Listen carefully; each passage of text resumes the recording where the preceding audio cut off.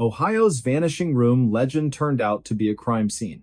In the quiet, rolling hills of southeastern Ohio, where the trees grow thick and the fog clings to the valley long after sunrise, there stands an old farmhouse just off State Route 327 near the unincorporated community of Gloucester.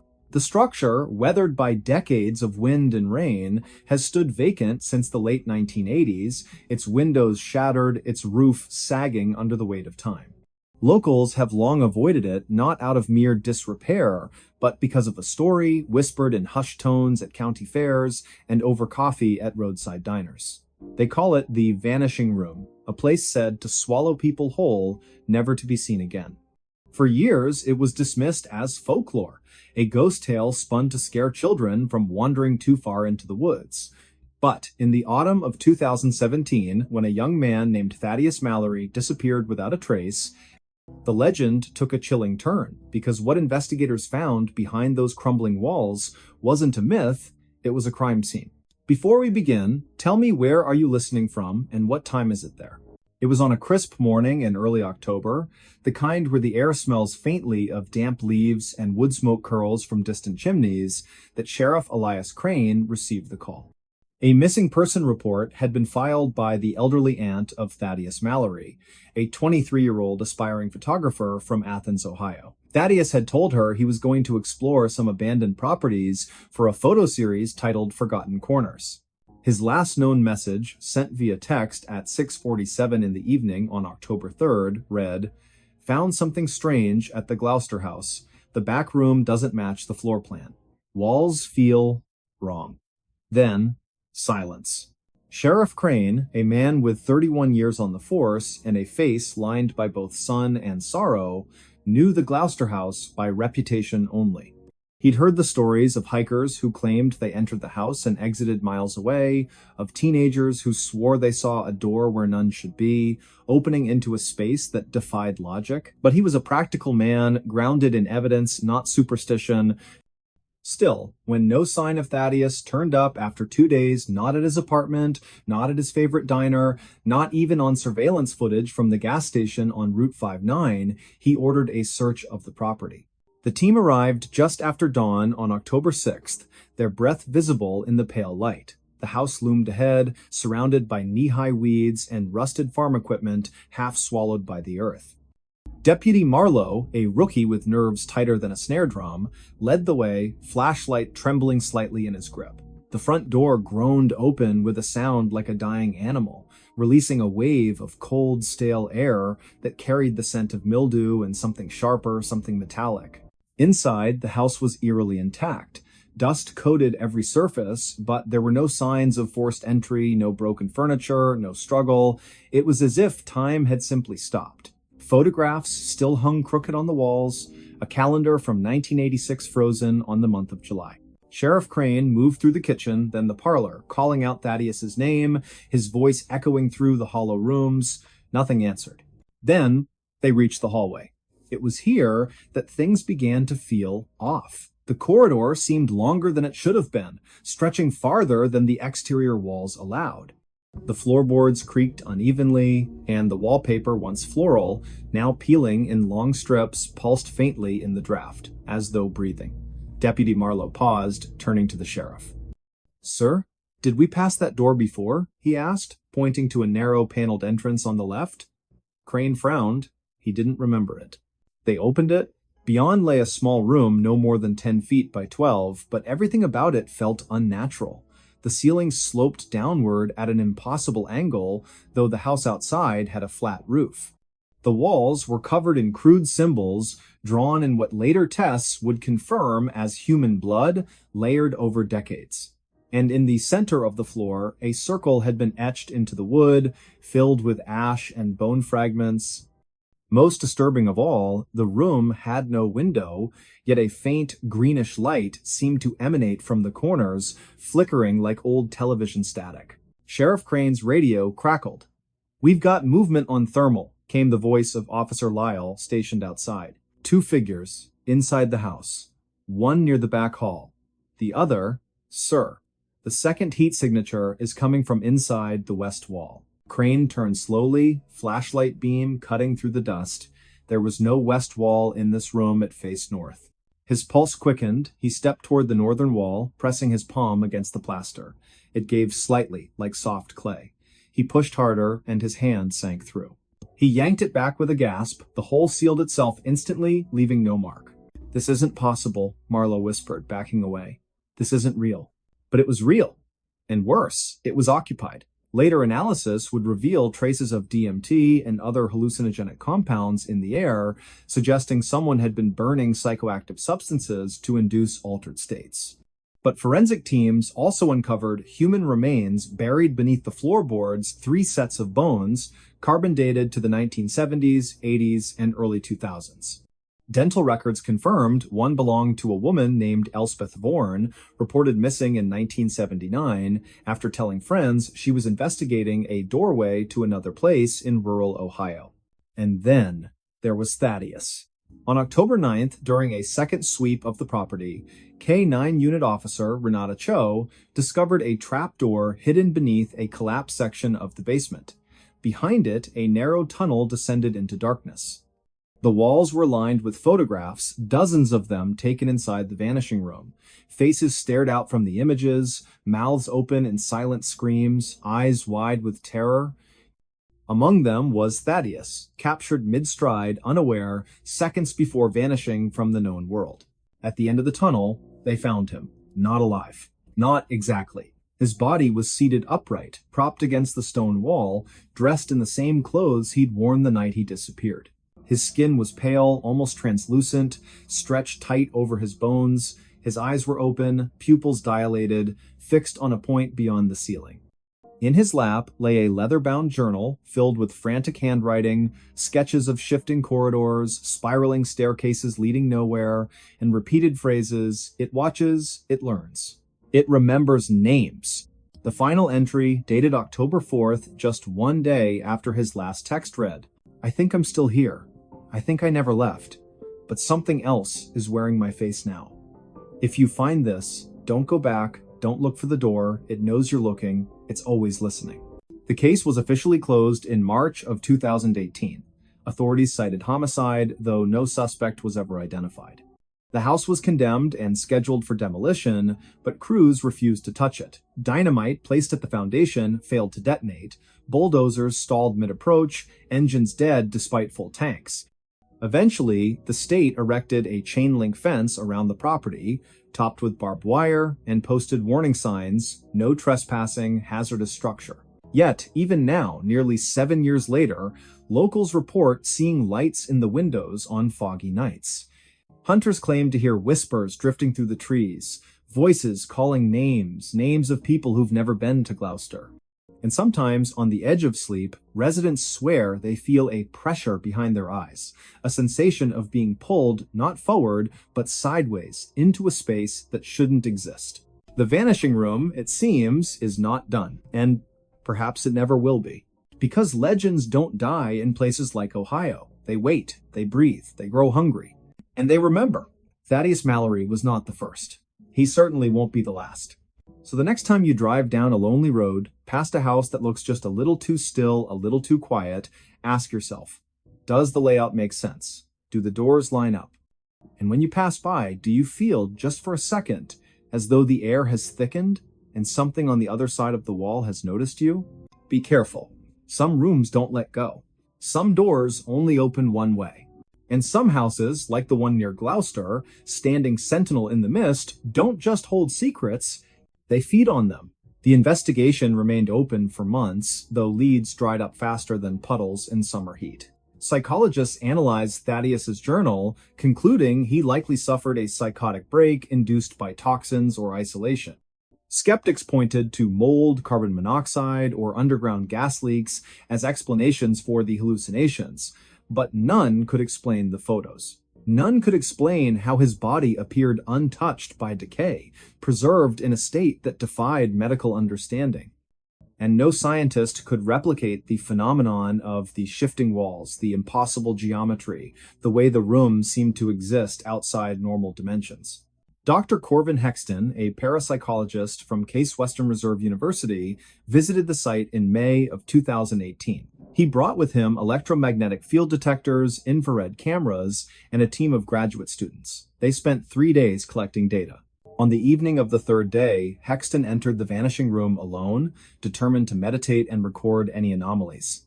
He never came out. Search parties combed the area for weeks. His equipment was found scattered near the basement entrance, cameras smashed, notebooks burned, audio recorders filled with static, and, at one point, a whisper in Hexton's voice, "It showed me the others." They're still walking. They don't know they're dead. After that, the state declared the property off-limits indefinitely. The fence was reinforced, motion sensors installed, helicopter flyovers increased. But still, the stories persist. In 2022, a drone operated by a storm chaser caught footage of the house during a thunderstorm. In one frame, clear, undeniable, the back door opens. A figure steps out. Tall, thin, wearing a coat that flaps in a wind no one else feels. The face is blurred, distorted, as if reality itself refuses to focus on it, and in its hand, it holds a camera. Thaddeus's camera. The video went viral, then vanished from the internet within hours, pulled by unknown authorities. The storm chaser claimed he received a visit from men in dark suits who said nothing, only handed him a sealed envelope and left. Inside was a single photograph, his own face, taken from inside his bedroom sometime during the night. No one believes him, but those who've studied the vanishing room know the truth. It doesn't just take people, it replaces them, and the ones who come back aren't really back at all. They're echoes. Echoes with instructions. Now consider this. When you walk through your home, do you count the doors? Do you notice if the hallway feels longer today than it did yesterday? Have you ever stood in a room and thought, just for a moment, that the walls leaned in slightly, as if listening? Because somewhere, deep in the heart of Ohio, a room waits. A room with no right to exist. A room that remembers every footstep, every breath, every name spoken within its walls.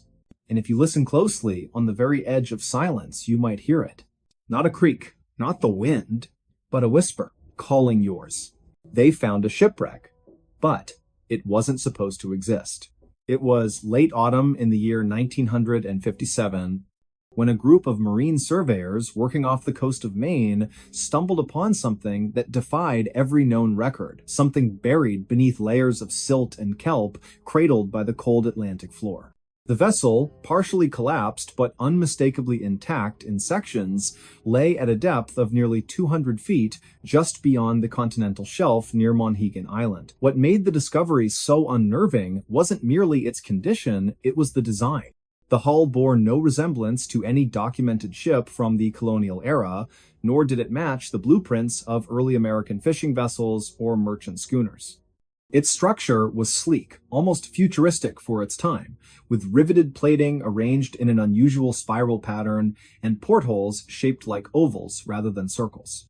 Most peculiar of all, there were no markings, no name, no registry number, nothing to suggest where it came from or who had sailed her. Before we begin, tell me, where are you listening from and what time is it there? The team, led by Silas Thorne, a wiry, weather-beaten oceanographer with salt-crusted boots and a permanent squint from years spent scanning horizons, had been mapping the seabed for potential oil deposits when their sonar picked up an anomaly. At first, they assumed it was a submerged rock formation, perhaps an ancient glacial deposit left behind by retreating ice sheets. But as the remote-operated camera descended through the murky water, the image on the monitor shifted from shadow to shape and then, suddenly, into undeniable form. A ship. Not just any ship, but one that looked as though it had been placed there deliberately, like a secret meant to stay hidden. Silas leaned forward in his chair aboard the research vessel Auriga, his breath catching in his throat. "Back it up," he said, voice low, almost reverent. "Just a few feet, let's get a wider angle." The technician obeyed, guiding the submersible drone backward. And there, illuminated in the beam of its spotlight, the full silhouette emerged long, narrow, with a prow that curved upward like the beak of some prehistoric bird. No sails, no smokestacks. Just smooth metal, stained green with corrosion, yet still holding its shape after decades, perhaps centuries, beneath the waves. "What in God's name?" murmured Elric Foss, the expedition's lead historian, a man whose knowledge of maritime archaeology spanned 3 continents. He adjusted his glasses, peering at the screen as if trying to decipher a dream. That isn't 18th century, not even close. Look at the bow. There's no reinforcement for ramming, no figurehead mount. This isn't built for wind, it's built for speed. The date was November 12th, 1957. The sky above the Auriga was overcast, heavy with the promise of winter storms.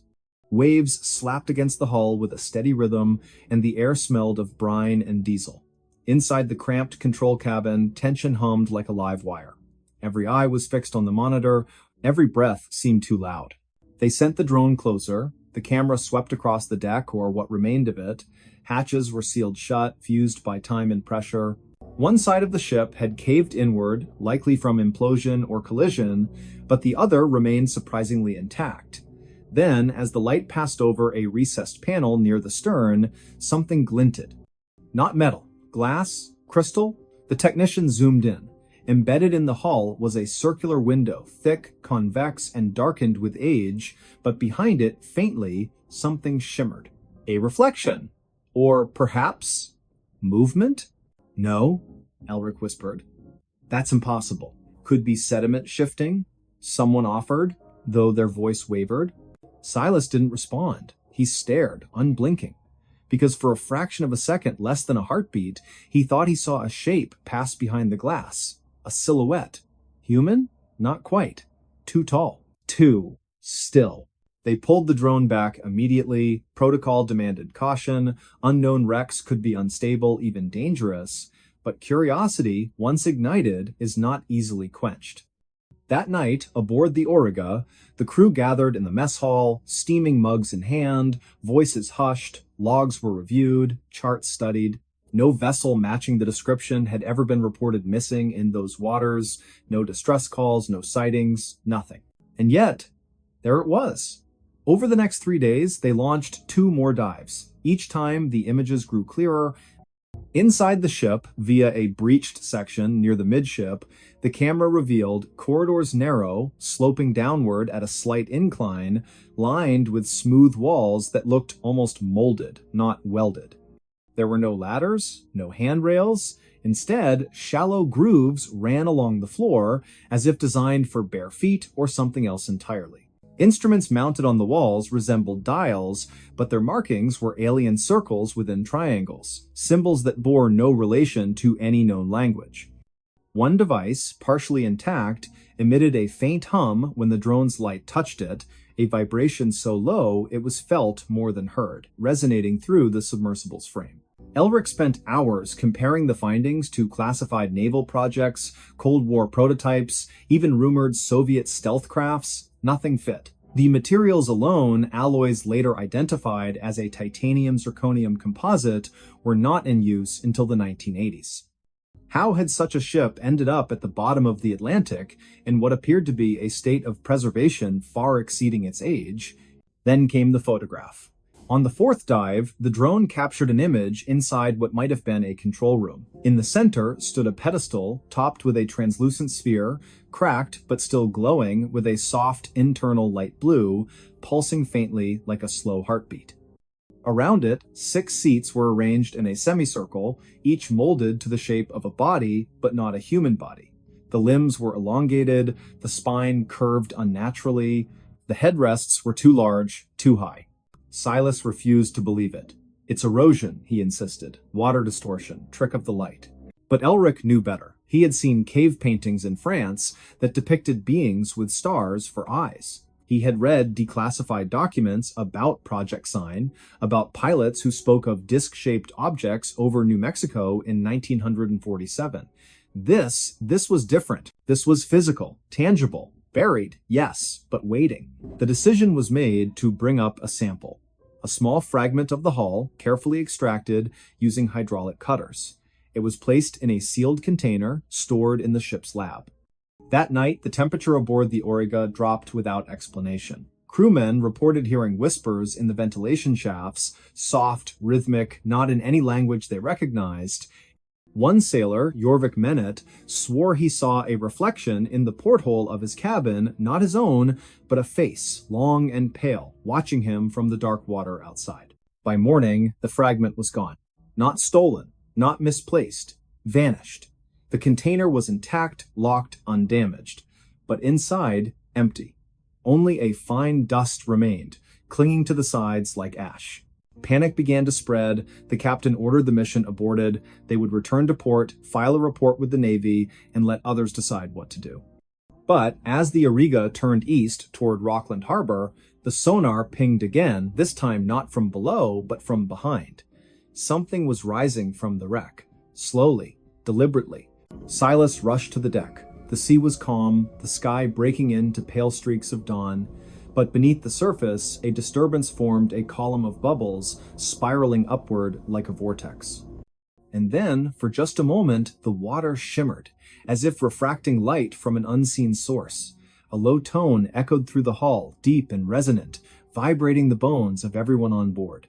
No one spoke, no one moved, and then, silence. When they reached shore, the official report cited equipment malfunction, sonar misinterpretation, and possible geological activity. The footage was classified, the logs were sealed, the crew dispersed, some transferred, others retiring abruptly. Silas Thorne submitted a detailed addendum, only to have it returned with a single sentence stamped across the cover. Information not consistent with established records. He never spoke of it again, not publicly, but in the attic of his cottage in Boothbay Harbor, tucked beneath a loose floorboard, he kept a notebook. Pages filled with sketches, coordinates, and one haunting phrase repeated over and over, as if trying to convince himself it wasn't supposed to be there, it wasn't supposed to exist. Years passed. The story faded into rumor told in hushed tones at coastal bars, scribbled in the margins of obscure journals. Some claimed the wreck resurfaced during a storm in 1973, seen by lobstermen off Matnicus Isle. Others said the Navy recovered it in secret, towing it under cover of fog to a facility in Portsmouth. A few even believed the ship was never human at all, that it had arrived from somewhere else, crash landing in the ocean long before history began recording names and dates. Elric Voss, in his final interview before passing in 2004, was asked if he thought the truth would ever come out. He paused, then smiled faintly. "Truth?" he said. "Sometimes the truth isn't something you find, it's something that finds you. And perhaps, somewhere beneath the cold rolling waves off the coast of Maine, it's still waiting. The sea keeps its secrets well. But not forever. Because even now, on quiet nights when the wind dies down and the stars hang low over the water, fishermen swear they hear it, a faint pulse rising from the deep, a rhythm, a signal. As if something down there is waking up. The robber who never touched the floor and never got caught. In the winter of 1987, when snow fell like whispers over the city of Pittsburgh and street lamps flickered beneath a sky heavy with clouds, a man named Thaddeus Vale moved through the shadows with a silence so complete it defied belief. He wasn't tall, nor was he broad, just 5'9", wiry with fingers long enough to dance across piano keys or slip between window frames without a sound. His eyes, a pale gray like thawing ice, missed nothing. And though he stole from banks, jewelry stores, and even the homes of the wealthy in Shadyside and Fox Chapel, no one ever saw him run, no one ever heard his footsteps, and not a single footprint was ever found leading away from the scene. Before we begin, tell me, where are you listening from, and what time is it there? It started on a night thick with fog, the kind that clung to coat collars and muffled the distant wail of trains along the Monongahela River. The date was December 18th, just 3 days before Christmas. The First National Trust on Fifth Avenue had closed at 5, its vault sealed, alarms armed, security guards patrolling in pairs. Yet, by 10 past 2 in the morning, someone had bypassed every system without tripping a wire, without leaving fingerprints, without setting off motion detectors calibrated to sense the flutter of a moth's wing. What they found the next morning chilled the blood of the manager, a man named Harlan Wexford, who arrived at 6:30 sharp with coffee steaming in a paper cup. The front door was locked. The glass unbroken, the alarm panel glowed green, fully operational. But inside, the vault stood open, its steel door yawning wide like a slack jaw. $200,000 in cash, mostly 20s and 50s, bundled in rubber bands, was gone. Also missing, a collection of rare gold coins appraised at over 400,000, belonging to a reclusive collector from Sewickley. And yet, there were no signs of forced entry, no scuff marks on the floor, no grease on the keypad, nothing. Only one thing puzzled the investigators more than the theft itself, the surveillance footage. On the tape, recorded from a camera mounted high in the corner of the lobby, there was no intruder, just darkness. Static. Then, at exactly 2:12 a.m., a flicker, a distortion, like heat rising from asphalt. For 3 seconds, the image warped. When it cleared, the vault door was slightly ajar. But no figure appeared, no hand reached in, no shadow passed. It was as if the money had simply decided to leave on its own. By midweek, newspapers across Pennsylvania carried the headline, "Phantom Thief Strikes Pittsburgh." Radio stations played eerie synth music behind breathless reports. Police Chief Lyle Mancini held a press conference, his voice tight with frustration, insisting that no man can walk through walls and vowing that the perpetrator would be caught. But deep down, even he felt a chill he couldn't explain. Because this wasn't the first time. 3 months earlier, in September of 1987, the Regal Jewelers on Walnut Street had been hit under nearly identical circumstances. Surveillance showed nothing. Alarms never sounded. The safe opened as if by magic. A string of black pearls, once worn by a silent film star, vanished without a trace. And again, no footprints. No fingerprints. No scent for K9 units to follow. Then, in November, it happened at the Carnegie Savings and Loan in Mount Lebanon. This time, a motion sensor near the back office did register something, but only for half a second. The reading? A weightless disturbance, like air shifting in a vacuum. Investigators dismissed it as equipment malfunction, but Thaddeus Vail knew better. He wasn't a criminal by birth, nor was he driven by greed. Born in a coal mining town in West Virginia Welch, population 3,000, he'd grown up in a house with no running water and a roof that leaked when it rained. His father died in a mine collapse when Thaddeus was 9. His mother worked double shifts at a diner, her hands cracked from dishwater and cold. By the time he was 16, he taught himself to pick locks, not because he wanted to steal, but because he needed medicine for his younger sister, Lyra, who suffered from seizures doctors said were nervous in origin and expensive to treat. His first break-in was clumsy, a pharmacy at midnight, gloves too big, heart pounding like a war drum. He took only what he needed, phenobarbital, syringes, a bottle of cod liver oil, left a note behind, written in careful script, "I will repay you." TV. No one ever came looking. Over the years, he grew quieter, faster, more precise. He studied architecture, mechanics, airflow patterns, and human behavior. He learned how to move without displacing air, how to step where pressure sensors weren't calibrated, how to exploit blind spots in infrared fields. But his greatest skill, his secret, was not technology. It was timing. Thaddeus didn't walk during heists. He floated. Not literally, of course, but close enough to fool machines, cameras, and instincts alike. Through a combination of controlled breathing, muscle relaxation, and an almost meditative state of balance, he could reduce his physical impact to near zero. He wore custom shoes lined with aerogel foam, lighter than air, insulating, silent. His clothing, tailored from a blend of synthetic fibers used in aerospace gear, absorbed light and muffled sound. He moved in rhythm with the building's natural vibrations, the hum of HVAC systems, the creak of settling beams, so that his presence became part of the background noise. And he never touched the floor. Not directly. Instead, he used a technique he called shadow stepping, placing each foot on the very edge of tiles, where grout met wall, or balancing on the lip of a baseboard, distributing his weight across multiple micropoints. In some cases, he'd enter through ventilation shafts, descending slowly on ropes made of braided Kevlar thread, thin as spider silk, strong as steel. He'd hang suspended above carpets, vaults, marble floors reaching down, with tools shaped like fishing rods to retrieve items without ever grounding himself. To the world, it seemed impossible. To him, it was survival. By early January of 1988, the FBI had assigned Agent Rhoda Keene to the case. A veteran of white-collar crime divisions, she'd transferred from Quantico after solving a series of art thefts in New Orleans using behavioral profiling. She was sharp, skeptical, and immune to sensationalism, but even she paused the first time she watched the grainy bank footage from Fifth Avenue. "There's no one there," she muttered, rewinding the tape for the 7th time. Her partner, Dale Haskins, leaned forward. "Maybe it's a glitch." "No," she said, voice low. "Look at the dust motes. See how they shift right before the vault opens? Something passed through. Something quiet." They began cross-referencing all previous unsolved thefts in the region. 8 in total, dating back to 1984. All shared the same pattern: no entry, no exit, no evidence. And in 6 of them, weather reports mentioned unusually dense fog on the night of the crime. Coincidence? Possibly. But then, on January 15th, 1988, the unthinkable happened again.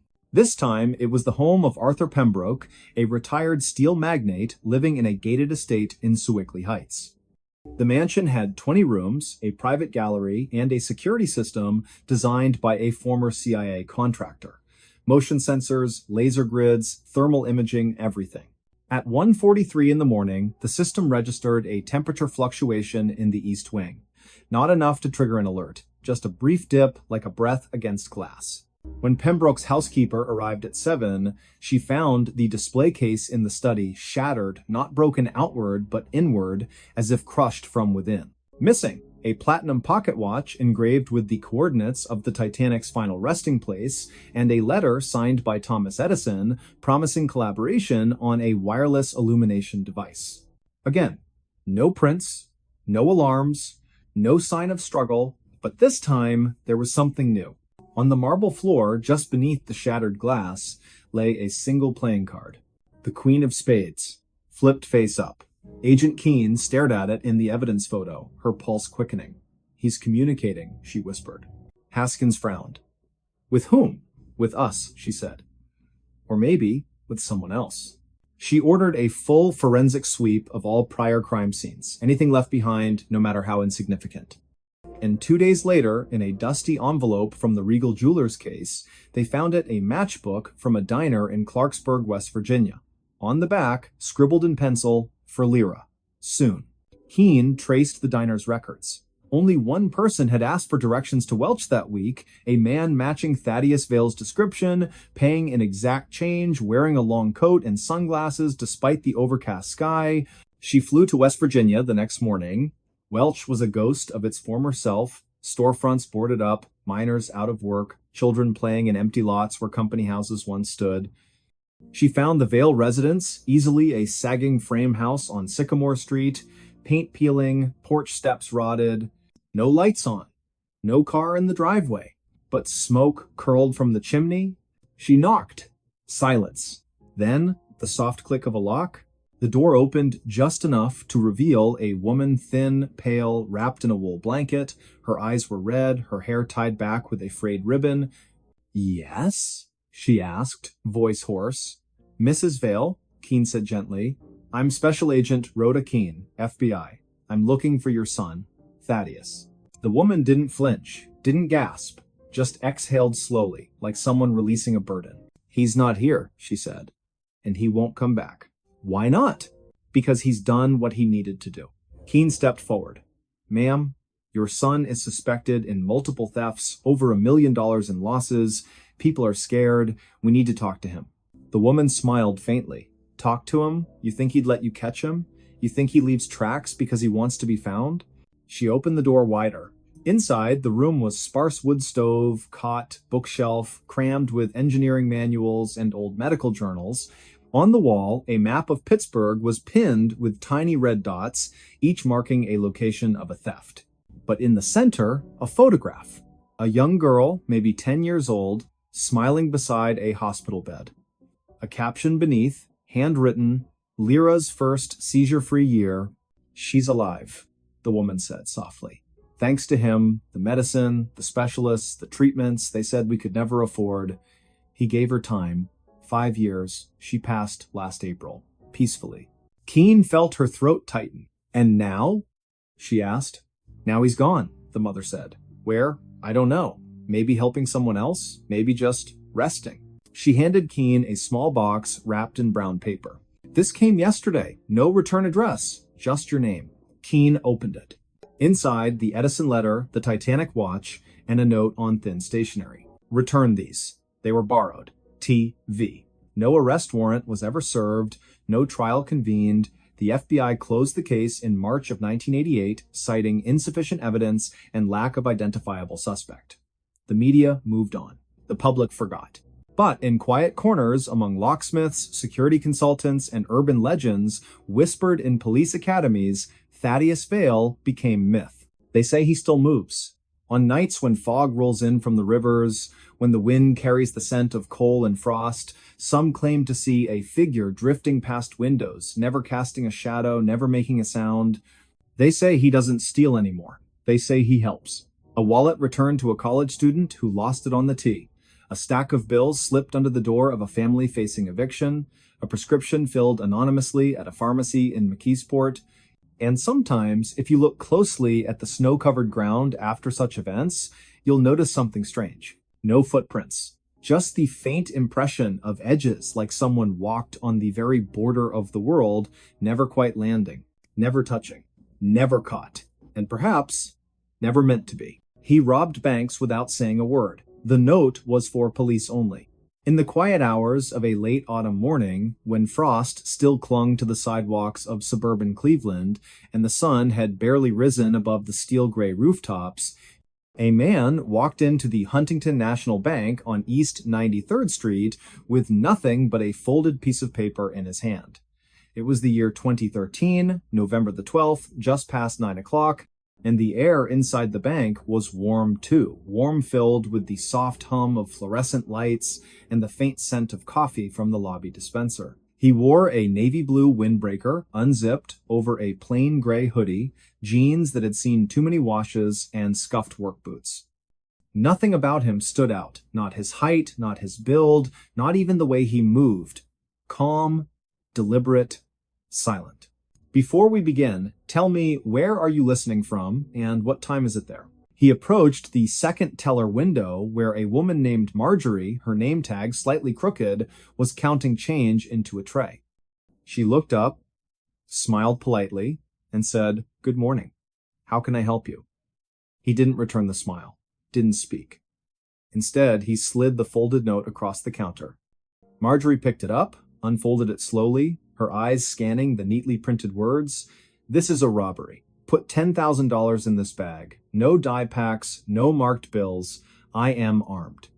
Do not alert police. This note is for you only. After I leave, call them."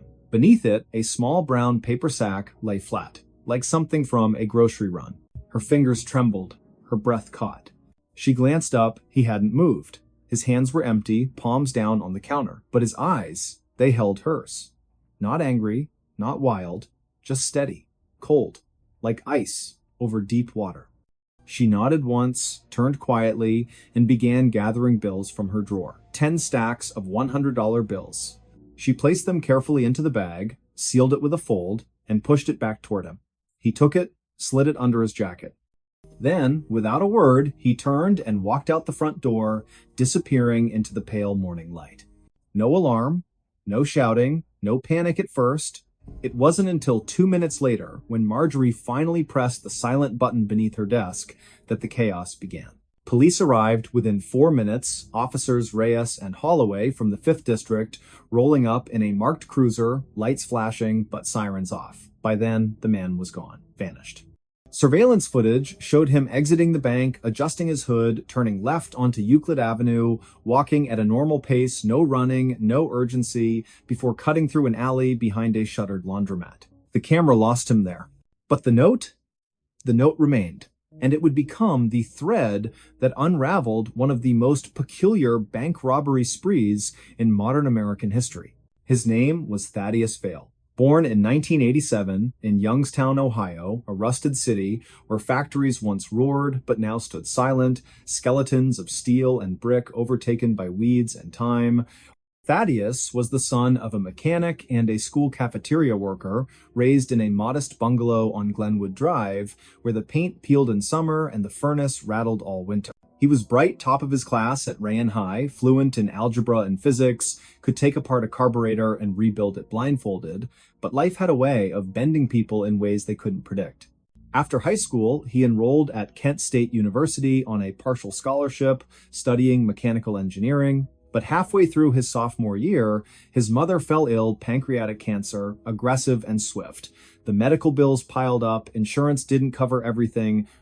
Thaddeus dropped out to care for her, working double shifts at a warehouse in Akron, hauling boxes from midnight to dawn. She passed in the spring of 2010, and when she did, something in him cracked. Not loudly, not dramatically, but deeply. He drifted after that, lived in motels with weekly rates, took odd jobs, janitorial work, tree trimming, snow plowing, never stayed in one place longer than a few months. He avoided people, spoke little, read constantly philosophy, criminology, old detective novels, and somewhere in those pages, in the quiet solitude of motel rooms lit by flickering lamps, an idea formed. If banks were machines, then perhaps they could be manipulated like any other mechanism. Clean, precise, no violence, no hostages, just a message, a demand, a transaction. And so, in the fall of 2013, Thaddeus Vale began his campaign. The Huntington robbery was the first, but not the last.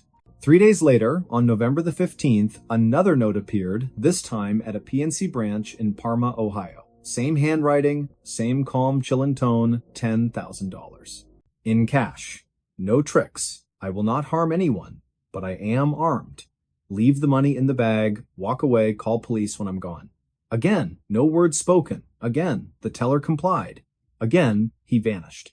Then, on November the 18th, a third bank, Fifth Third, this time in Medina, same method, same silence, same result.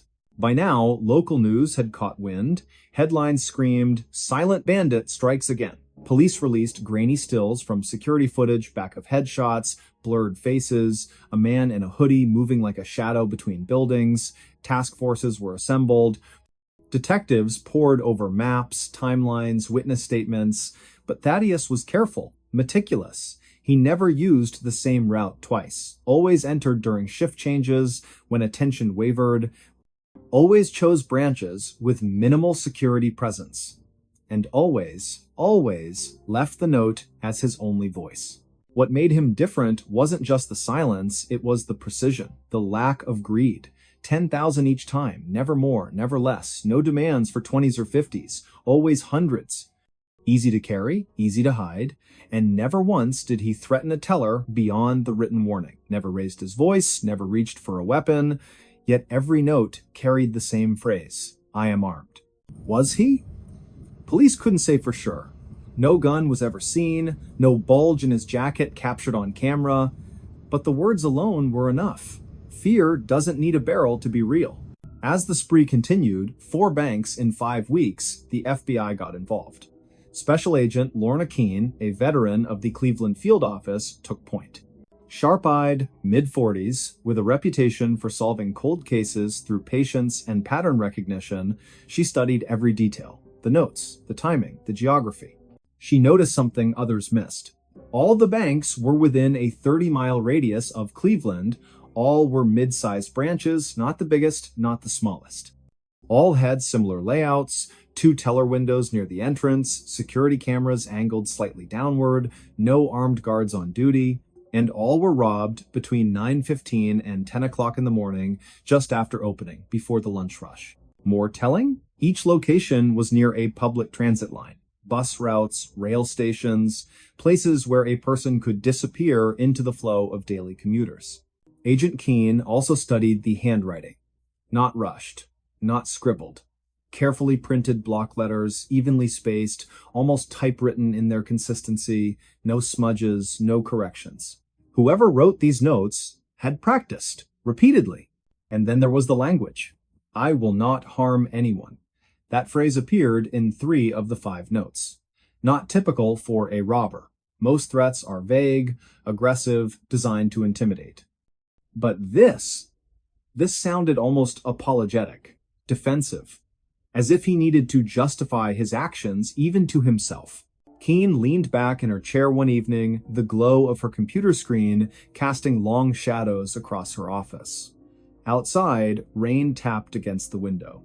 She stared at the timeline, pinned to the wall, 5 red dots marking the banks, connected by thin black lines showing possible escape routes. "He's not a criminal," she murmured.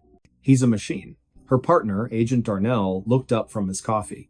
"What?" "This isn't random. It's procedural. Every move calculated, every word chosen. He's not trying to get rich. He's trying to prove something." "Prove what?" Keen didn't answer. Not yet.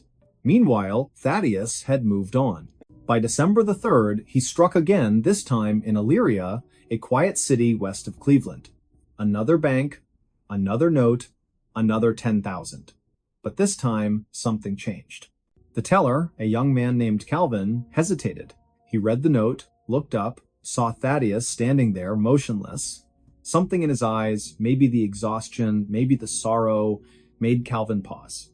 Instead of reaching for the money, he wrote a note of his own on a scrap of paper. "Are you okay?" He slid it across the counter. Thaddeus blinked. For the first time in weeks, his expression shifted. Just slightly. A flicker. Confusion. Surprise.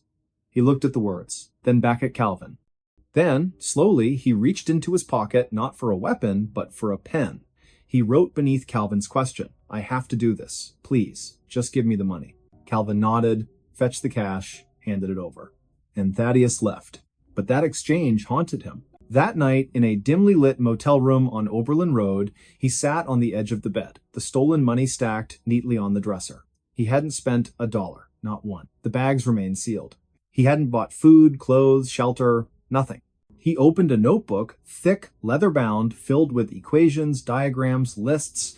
On the latest page, he had written, objective, $60,000. Purpose, clear debt, restore dignity, end cycle. 60,000. That was the number. The sum of his mother's unpaid medical bills. The balance that had ruined his credit, barred him from loans, kept him from rebuilding. 60,000, and he was halfway there. But now, Calvin's question echoed in his mind. "Are you okay?" No, he wasn't. He hadn't slept through the night in months. Dreams of his mother calling his name from a dark hallway, waking up, sweating, heart pounding. The weight of the lie, the fiction he'd created, pressed on his chest like a stone. He wasn't a monster, but he wasn't innocent either. On December the 9th, he entered a key bank in Lorraine. Same routine, same note, same silence. But as he waited for the teller to gather the money, he noticed something different. A photo on her desk. A little girl, maybe 6 years old, smiling in a yellow dress. Beside it, a small Christmas ornament, handmade, glued-on glitter, crooked star on top. His throat tightened. For the first time, he looked around. Really looked. The bank wasn't just a machine, it was full of people. A man in a suit tapping his foot, waiting to deposit a paycheck. An elderly woman struggling with her purse. A janitor mopping the far corner, humming softly. These weren't cogs, they were lives. And he was disrupting them. When the teller handed him the bag, he didn't take it immediately. He stared at it. Then at her. Her name tag read Nadia. She gave a small, nervous nod. He whispered so low, only she could hear, "I'm sorry." Then he turned and walked out. But not far. He didn't go to the alley.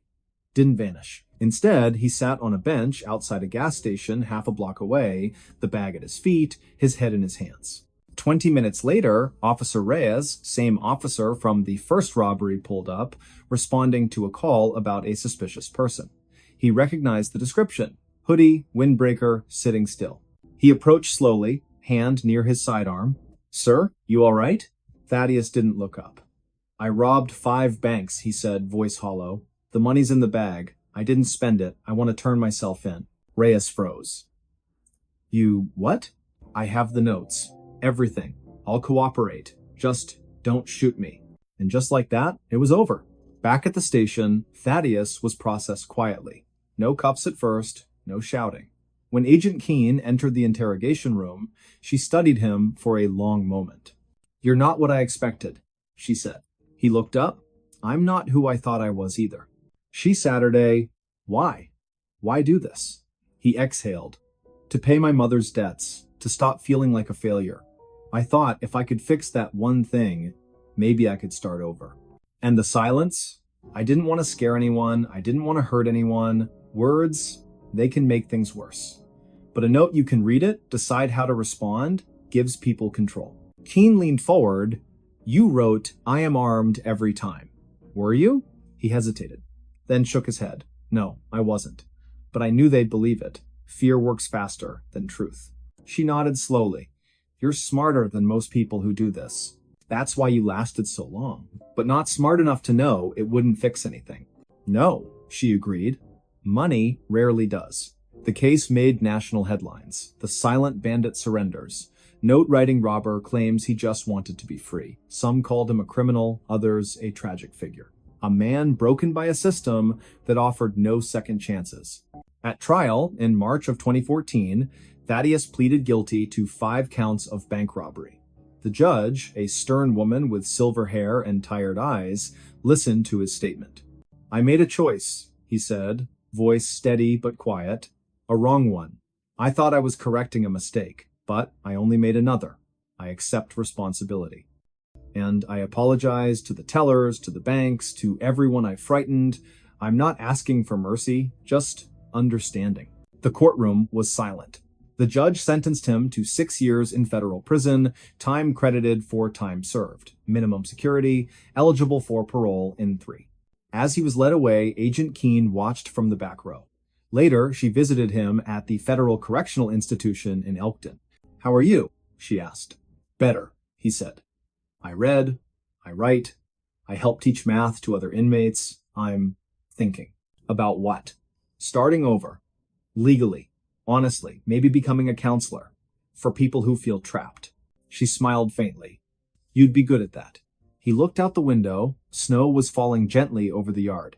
I finally understand, he said. The note wasn't for the police. It was for me. A way to pretend I wasn't really doing this. To keep my conscience quiet. And now? Now I speak. Even when it hurts. Years passed. Thaddeus was released in the summer of 2017. Found work at a community center in Toledo, tutoring teens in math and science. Slowly rebuilt his life. Paid off the rest of his mother's debts, not with stolen money, but with honest wages. He never robbed another bank. He never needed to. Because sometimes, the bravest thing a person can do isn't to take silence as armor, but to break it and speak. The preacher's doomsday calendar was wrong except for one date. In the quiet town of Harlan, nestled deep within the Appalachian foothills of eastern Kentucky, a man named Thaddeus Vale once stood atop a rusted grain silo on the edge of an abandoned farm, his arms outstretched beneath a bruised twilight sky. It was the autumn of 1998, and the air carried the scent of damp earth and burning leaves, crisp with the promise of change, or so he claimed. Clad in a long charcoal-colored coat that fluttered like crow's wings in the wind, Thaddeus held aloft a leather-bound journal, its pages filled with intricate diagrams, celestial alignments, and what he called the true calendar of divine reckoning. He wasn't a pastor in any official denomination, nor did he preach from a pulpit, but people came all the same, drawn by whispers, by fear, by a hunger for certainty in uncertain times. He spoke not in sermons, but in riddles wrapped in prophecy, warning that the world would end in stages, each date marked by fire, flood, or silence. The first, he said, would come on the 3rd day of April, 2001, a great falling from the sky, a judgment upon the proud towers of men.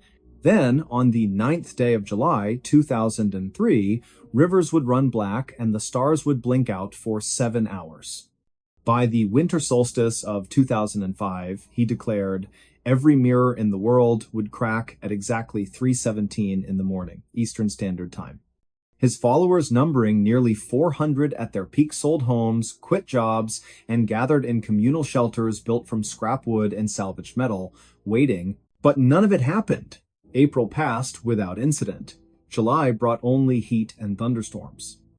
On that winter morning in 2005, people woke to find their mirrors intact, their coffee still warm, the world stubbornly ordinary. Disillusionment spread like frost across a window pane. Families left, supplies dwindled, the shelters fell into disrepair, overtaken by kudzu and foxes. Thaddeus himself vanished shortly after, Last seen boarding a Greyhound bus bound for Memphis, his journal tucked beneath his arm, his eyes hollow with something between regret and defiance. Before we begin, tell me where are you listening from and what time is it there? Now, fast forward to the spring of 2023. A young archivist named Elowyn Price, originally from Asheville, North Carolina, though raised mostly in rural Ohio, was sorting through a donation box at the Ossuary Archive in Lexington, a little-known repository for forgotten religious texts and apocalyptic ephemera. Among crumbling pamphlets and hand-drawn star charts, she found it. Thaddeus Vale's journal, its spine cracked, its pages brittle as dried petals. At first, she paid it little mind, just another relic of millennial panic, another voice lost to time, but then, late one rainy Tuesday night, she flipped to the final page. There, in faded ink, was a single line written in a trembling hand. And when all else has failed, look to the 7th hour of the 13th day of October, 2023. That one I saw clearly. Elowyn paused. She checked the date on her phone.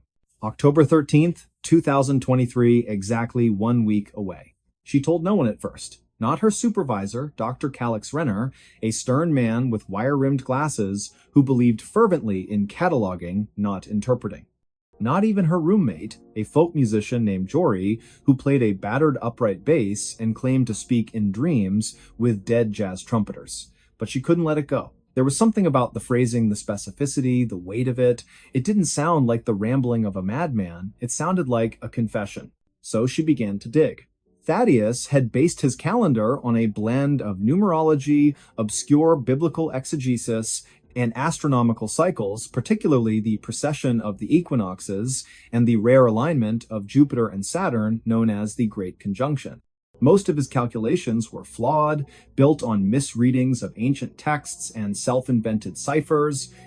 But this final date, October 13th, 2023, coincided with nothing major in the astronomical record. No eclipse, no meteor shower, no planetary alignment of significance. And yet Elowyn noticed something strange. On that exact day, at precisely 7 o'clock in the evening Eastern Daylight Time, the moon would be at perigee, the closest point to Earth in its orbit, and positioned directly over the central United States. At that moment, the sun would have just set in Harlan, Kentucky. Coincidence? Perhaps. But then she found a second clue. Buried in an old police report from November of 2005, a year after Thaddeus disappeared, a deputy in Harlan County mentioned investigating a small fire at the remains of one of the doomsday shelters. Inside, scorched but legible, was a chalkboard with the same date, October 13th, 2023. Beneath it, someone had written, "It isn't destruction, it's remembrance." Elowyn's breath caught. She booked a train to Harlan. The journey took nearly 10 hours, winding through the Blue Ridge Mountains, past coal towns with sagging porches, and churches painted white with peeling trim. When she arrived, the air was thick with the smell of pine and distant rain. Autumn had already begun to paint the hills in amber and rust. She checked into a modest inn called the Hollow Pines Motel, room number 6, where the heater rattled and the curtains smelled faintly of mildew. That evening, she drove out to the old shelter site, guided by GPS and a hand-drawn map she'd copied from the journal. The structure was gone, only a concrete slab remained, half swallowed by ivy and wild blackberry vines. But, as she stepped onto it, something shifted in the air. A stillness. A hush, as if the forest itself were holding its breath. She pulled out her phone, opened the voice recorder, and whispered, "It's October 12th. Tomorrow at 7 p.m., I'll be back." She returned at 6:45 the next evening. The sky was overcast, pale gray, streaked with violet at the edges. A cool wind moved through the trees, making the leaves shiver like hands in prayer. She sat on the edge of the slab, her jacket pulled tight, watching the minutes tick by on her watch. 6:52. 6:55. 6:58. At 6:59, the wind stopped. Not gradually, not fading. It ceased as if cut by a blade. Silence pressed down, thick and unnatural. No birds, no crickets. Even the distant hum of a highway seemed to vanish. Her pulse quickened. She glanced around, half expecting shadows to move on their own. Then, at exactly 7 p.m., a single tone echoed through the valley, low, resonant, like a bell struck deep underground. It lasted only 3 seconds, then faded, and just as quickly, the wind returned, rustling the branches, breaking the stillness. Elowen stood frozen, her skin prickled. She reached into her bag and pulled out a portable spectrum analyzer she'd borrowed from a physics professor friend, something meant to detect electromagnetic anomalies. To her astonishment, it had recorded a brief spike in low-frequency waves at exactly 7 o'clock frequency, matching no known natural source, and lasting precisely 2.8 seconds. She stared at the screen, heart pounding. Was it man-made, a military test, a geological event, or was it impossibly something else? She spent the next 6 months chasing answers. She interviewed elderly locals who remembered Thaddeus Vale, some with reverence, others with scorn. One woman, Mavis Cray, who had been 16 when the shelters were built, recalled seeing Thaddeus standing alone at midnight on New Year's Eve, 2000, staring at the stars and weeping. He kept saying, "I got most of it wrong, but one day I saw it clear." Another man, a retired geologist named Silas Tovey, confirmed that the region sat atop a network of ancient quartz veins, minerals known to amplify electromagnetic signals under certain conditions. Could Thaddeus have known? Had he discovered something by accident, by vision, by madness that science had yet to explain? Elowen published her findings in a small academic journal, careful not to claim proof, only possibility. She titled it Anomalous Temporal Events and the Psychology of Prophetic Failure. It garnered little attention except from one person. A letter arrived at the archive 6 weeks later, postmarked from Boise, Idaho. No return address. Inside, a single sheet of paper, typewritten, "You were there. I saw you on the slab. You heard it too. I've waited 20 years. He told me it would happen only once. Only for those who believed enough to doubt. Tell me, did you feel it?" Not sound, not vibration, but memory, as if the world remembered something it had forgotten. No signature. Just that. Elowen never replied. But sometimes, late at night, when the house is quiet and the streetlights flicker outside her window in Columbus, where she now lives, she opens the journal again. She runs her fingers over that final line. That one, I saw clearly. And she wonders, was it a hoax? A delusion? Or did Thaddeus Vale, in all his flawed brilliance, truly glimpse one moment not of destruction, but of resonance? A single date when time bent just enough for something to slip through? Not the end of the world, but a whisper from it. Think about that. What if the apocalypse isn't fire and ruin? What if it's a moment so quiet, so precise, that only the ones who are truly listening will ever know it happened? And what if it already did? October 13th, 2023, 7 o'clock in the evening, Eastern Daylight Time.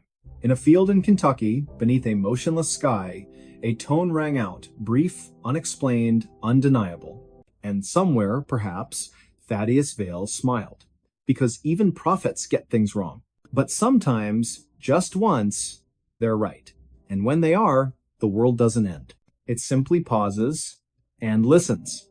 Missing 411, vanished in broad daylight 20 feet from family. On a crisp October afternoon in the year 1997, beneath a sky of pale blue streaked with wisps of cloud like torn lace, the small town of Pine Hollow, nestled in the rugged folds of northern Idaho, seemed untouched by urgency or fear. The air carried the faint scent of pine resin and damp earth, remnants of an early morning frost that had melted under the sun's gentle gaze. Children played near the edge of the woods behind their homes, their laughter echoing across open fields where goldenrod swayed in the breeze. It was one of those rare autumn days when time felt suspended, when even the wind seemed to hold its breath. Before we begin, tell me, where are you listening from and what time is it there? At precisely 3:28 in the afternoon on the 14th day of October, 1997, Elias Thornwood, a quiet boy of 9 years old, with eyes the color of storm clouds and hair so dark it almost swallowed the light, vanished without a sound. He wasn't taken from a dark alley, nor snatched during a thunderstorm, nor lured into the shadows by a stranger with hollow promises. No, he disappeared in broad daylight, just 20 feet from where his family stood, gathered in their backyard for a simple Sunday gathering. The Thornwoods lived in a modest two-story cedar house at the end of Hemlock Lane, a gravel road fringed by towering pines and thick underbrush. Their property backed onto the dense expanse of the Bitterroot National Forest, where deer trails wound through ferns and fallen logs, and silence often pressed against the ears like cotton. That day, Elias's grandmother, Margaret, had come down from Missoula to visit. His father, Harlan, a mechanic with calloused hands and a voice like gravel rolling in a tin can, was grilling bratwurst over a charcoal fire. His mother, Lila, wore her favorite lavender apron and stirred a pot of apple cider spiced with cinnamon and cloves. His older sister, Cora, then 11, sat cross-legged on a patch of grass, braiding daisies into a crown while humming an old folk tune passed down from her great-aunt. Elias had been playing hide-and-seek with the neighbor's son, Joran Pike, a wiry boy with freckles scattered across his nose like pepper. They'd agreed on boundaries, the fence line, the old oak tree with the tire swing, and the edge of the woods, which both parents had strictly forbidden them from crossing. Not beyond the stump, Harlan had said earlier, pointing to a moss-covered log half buried in ivy. That forest doesn't forgive mistakes. It was just after 3 o'clock when Joran ducked behind the woodpile near the garage, giggling as Elias counted aloud, his back pressed against the cherry tree in the center of the yard. 10, 9, 8. His voice rang clear and bright. Birds chirped in the hedges. A dog barked somewhere down the lane. The world felt safe, predictable. When Elias reached 0, he turned, scanned the yard, and called out, "Ready or not?" He found Joran quickly, bursting from behind the logs with a triumphant whoop. Then came the next round. This time, Elias hid. He darted toward the far side of the yard, near the rusted garden shed where tomato vines curled around broken trellises. He crouched low, pressing himself into the shadow of the wall, heart thudding with excitement. The plan was simple. He would stay hidden until Joran gave up and called his name. But he never emerged. 3:28. That's when Cora first noticed. She looked up from her flower crown, squinting across the lawn. "Where's Elias?" She asked, her voice light at first, tinged only with mild curiosity. No one answered immediately. Harlan flipped a sausage with tongs. Lila poured cider into mugs. Margaret rocked gently in the folding chair, knitting needles clicking. "Elias?" Cora called again, louder this time. Still nothing. Joran frowned. "He was right here. I saw him go behind the shed." Harlan set the tongs down. "Elias, enough hiding now." Silence. Then, movement, a flicker of unease passing between the adults like a cold draft under a door. Lila wiped her hands on her apron and walked toward the shed, her steps quickening. "Elias? Sweetheart, come out. Dinner's ready." She peered around the corner. Nothing. Just a scattering of fallen leaves and a single red sneaker lying on its side. Her breath caught. "Harlan?" Her voice cracked like dry wood. "He's not here." Within seconds, the peaceful backyard erupted into chaos. Harlan sprinted to the shed, circled it twice, then pushed through the tall grass toward the tree line. "Elias! Elias!" His shouts tore through the stillness, sharp and desperate. Joran began to cry. Cora stood frozen, clutching her unfinished daisy chain, her knuckles white. Margaret rose slowly, her knitting falling to the ground. "He wouldn't go into the woods," she whispered. "He knows better." But the truth was undeniable. The boundary line marked by the old stump had been crossed. A trail of crushed ferns and disturbed soil led directly into the trees. And then, abruptly, the trail ended, as if the earth itself had swallowed him whole. Neighbors arrived within minutes. Sheriff Dale Mercer, a man with salt and pepper hair and a slow, deliberate way of speaking, arrived with 2 deputies and a German shepherd named Rex. Search teams fanned out through the forest, calling Elias's name, their flashlights cutting beams through the thinning light. Volunteers joined in local hunters, school teachers, even the postman, Mr.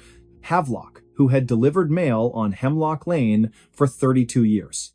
They searched all night, they searched the next day, they dragged the creek behind the property, combed abandoned mining shafts half a mile east, checked every cabin and trailer within a 10-mile radius. Helicopters circled overhead, their rotors beating the air like frantic wings. Nothing. No footprints beyond the initial trail, no clothing snagged on branches, no signs of struggle, no ransom note, no suspicious vehicles reported. Elias Thornwood had simply ceased to exist, 20 feet from the people who loved him most. The investigation stretched for months. FBI agents reviewed grainy security footage from a gas station 3 miles away useless. Psychics were consulted, though Sheriff Mercer rolled his eyes and called them noisemakers.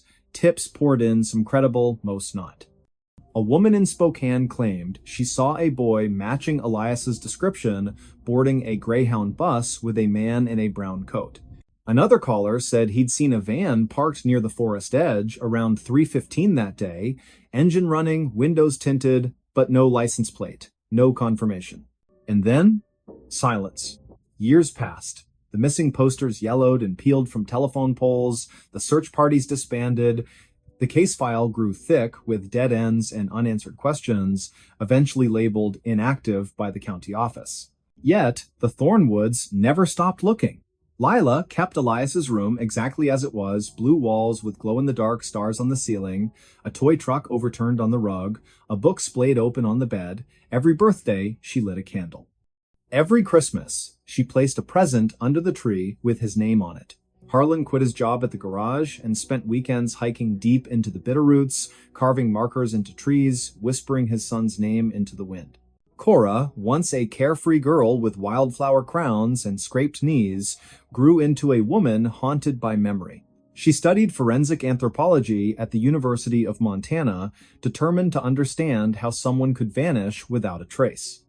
She wrote letters to missing persons databases, compared Elias's case to others, especially those in national parks or remote areas. That's when she stumbled upon something unsettling. There were patterns. Boys, mostly between the ages of 8 and 12, disappeared near forests, often within sight of family, no evidence of abduction, no bodies ever recovered. Cases scattered across different states, Montana, Colorado, New Hampshire, West Virginia, but clustered strangely around protected wilderness areas, federal land, regions with limited surveillance. One researcher, David Paulides, had compiled dozens of these cases under a project he called Missing 411. When Cora read his work, her blood ran cold. Elias's disappearance fit the profile perfectly: daylight, proximity to family, sudden absence, lack of forensic evidence. Even the terrain matched: soft soil, dense canopy, poor cell reception. But why? What connected these children? Some theories surfaced: wild animals, though no claw marks, no remains; runaways, though none left notes or took belongings; foul play by strangers, yet no witnesses, no DNA. Others whispered about more troubling possibilities: coordinated abductions, underground networks, or something darker, something the official reports refused to acknowledge. Then came the rumors. Hunters in the Bitterroots spoke in hushed tones about figures seen deep in the woods, tall, unnaturally still, moving without sound.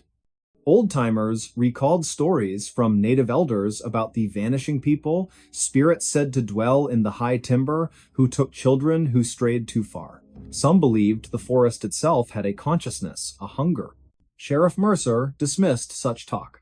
"Grief makes people see ghosts," he said once, leaning against his cruiser outside the diner on Main Street. Truth is, sometimes bad things happen for no reason, and sometimes we never get answers. But Cora couldn't accept that.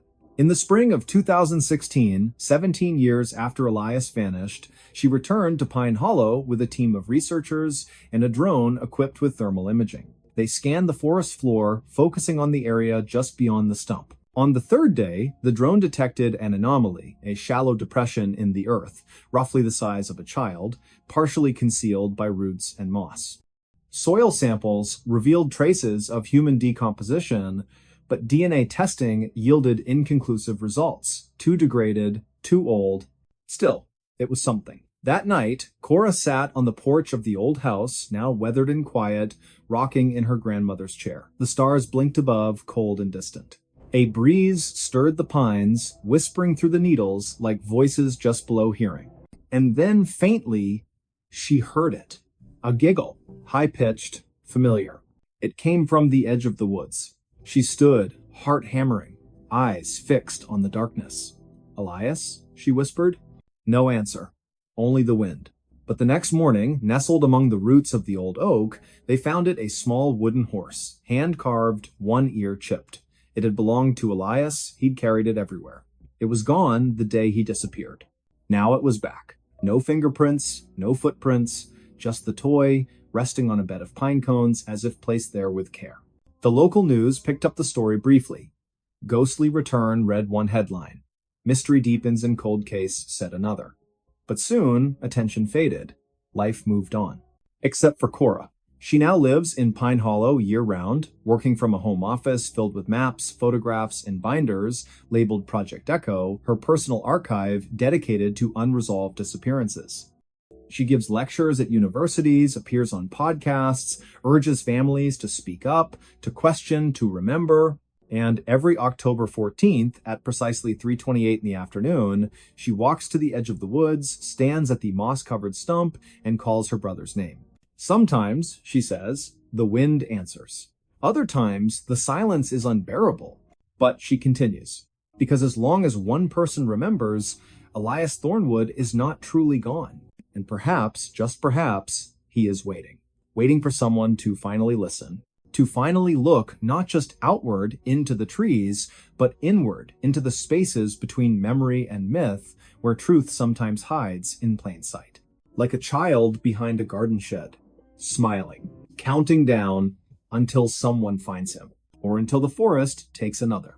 1972 prophecy predicted the end. What happened next is worse. It was the winter of 1972 when a quiet tremor passed through the small town of Black Hollow, nestled deep in the Appalachian foothills of eastern Kentucky. Snow had begun to fall early that December, blanketing the crooked rooftops and winding dirt roads in a hush so thick it seemed to muffle even thought itself. The air carried the scent of pine and wood smoke, and the few residents who braved the cold moved with slow, deliberate steps, boots crunching over frost-laced gravel, breath curling into ghostly wisps beneath flickering porch lights. At the edge of town, near where the old railroad tracks disappeared into the misty woods, stood a crumbling stone chapel, long abandoned, save for the occasional drifter or curious teenager daring each other to go inside after dark. The chapel had once belonged to a short-lived religious sect known as the Covenant of the Final Dawn, a group that sprang up in the late 1960s, led by a man named Thaddeus Vale, whose sermons spoke not of salvation, but of reckoning. He claimed to have received visions during a near-fatal fever in the summer of 1968, visions of fire falling from the sky, of cities sinking into silence, of a great stillness descending upon the earth like a shroud. His followers, no more than 30 at their peak, built the chapel themselves using river stones and salvaged timber, believing it would serve as a sanctuary when the end came. And according to Vale's final prophecy, inscribed in charcoal on the chapel's inner wall just days before he vanished without a trace, the end would arrive precisely at 3:17 in the morning on December 21st, 1972. Before we begin, tell me, where are you listening from and what time is it there? Now, nearly 5 decades later, the date stirs faint echoes in those who remember. Not because the world ended that night, but because something far more unsettling took place instead. Something that didn't make the newspapers, wasn't captured by radio signals, and left behind only whispers buried beneath layers of denial and disbelief.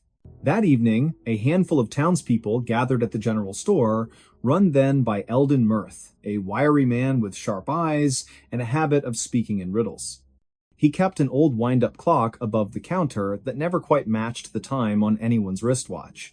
By 7 o'clock, the store was unusually full. Minnie Galloway, the postmistress, sat knitting by the pot-bellied stove, her fingers trembling slightly as she looped the yarn. Young Corwin Bellwether, barely 16, leaned against the glass case of penny candy, staring out at the snowfall with a look of eerie calm. And in the back corner, nursing a cup of black coffee, sat Lyriel Crane, a woman who'd arrived in Black Hollow only weeks earlier, claiming to be researching local folklore for a university in Ohio. She wore a long wool coat the color of dried blood, and her voice, when she spoke, was low and measured, like water moving under ice. They weren't there by accident. Each had heard the rumors. Some said Vale had returned. Others whispered that the ground beneath the chapel had begun to hum at night, vibrating like a plucked wire. A few children reported seeing figures standing among the trees' tall, thin shapes, with no faces, just smooth skin where features should be. And then there was the dream.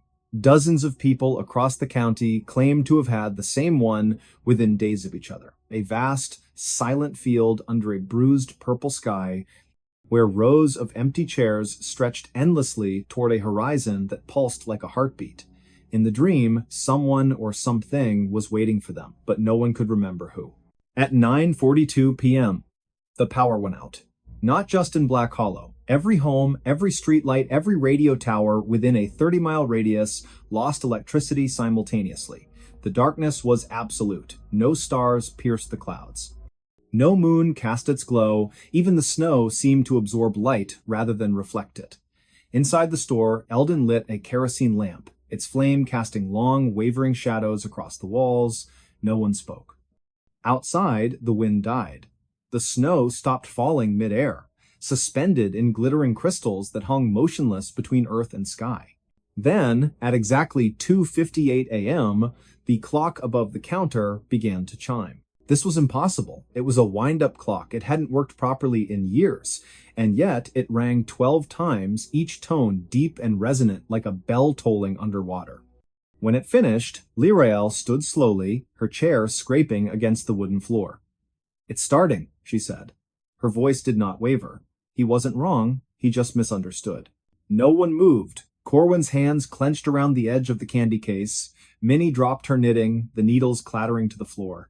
Eldon stared at the clock, his face pale, lips parted as if trying to form words that wouldn't come. At 3:17 a.m., the exact moment prophesied, something shifted. It wasn't an explosion, not an earthquake, not even a sound at first. It was a sensation, as if the air itself had grown thinner, as if reality had exhaled and forgotten to inhale again.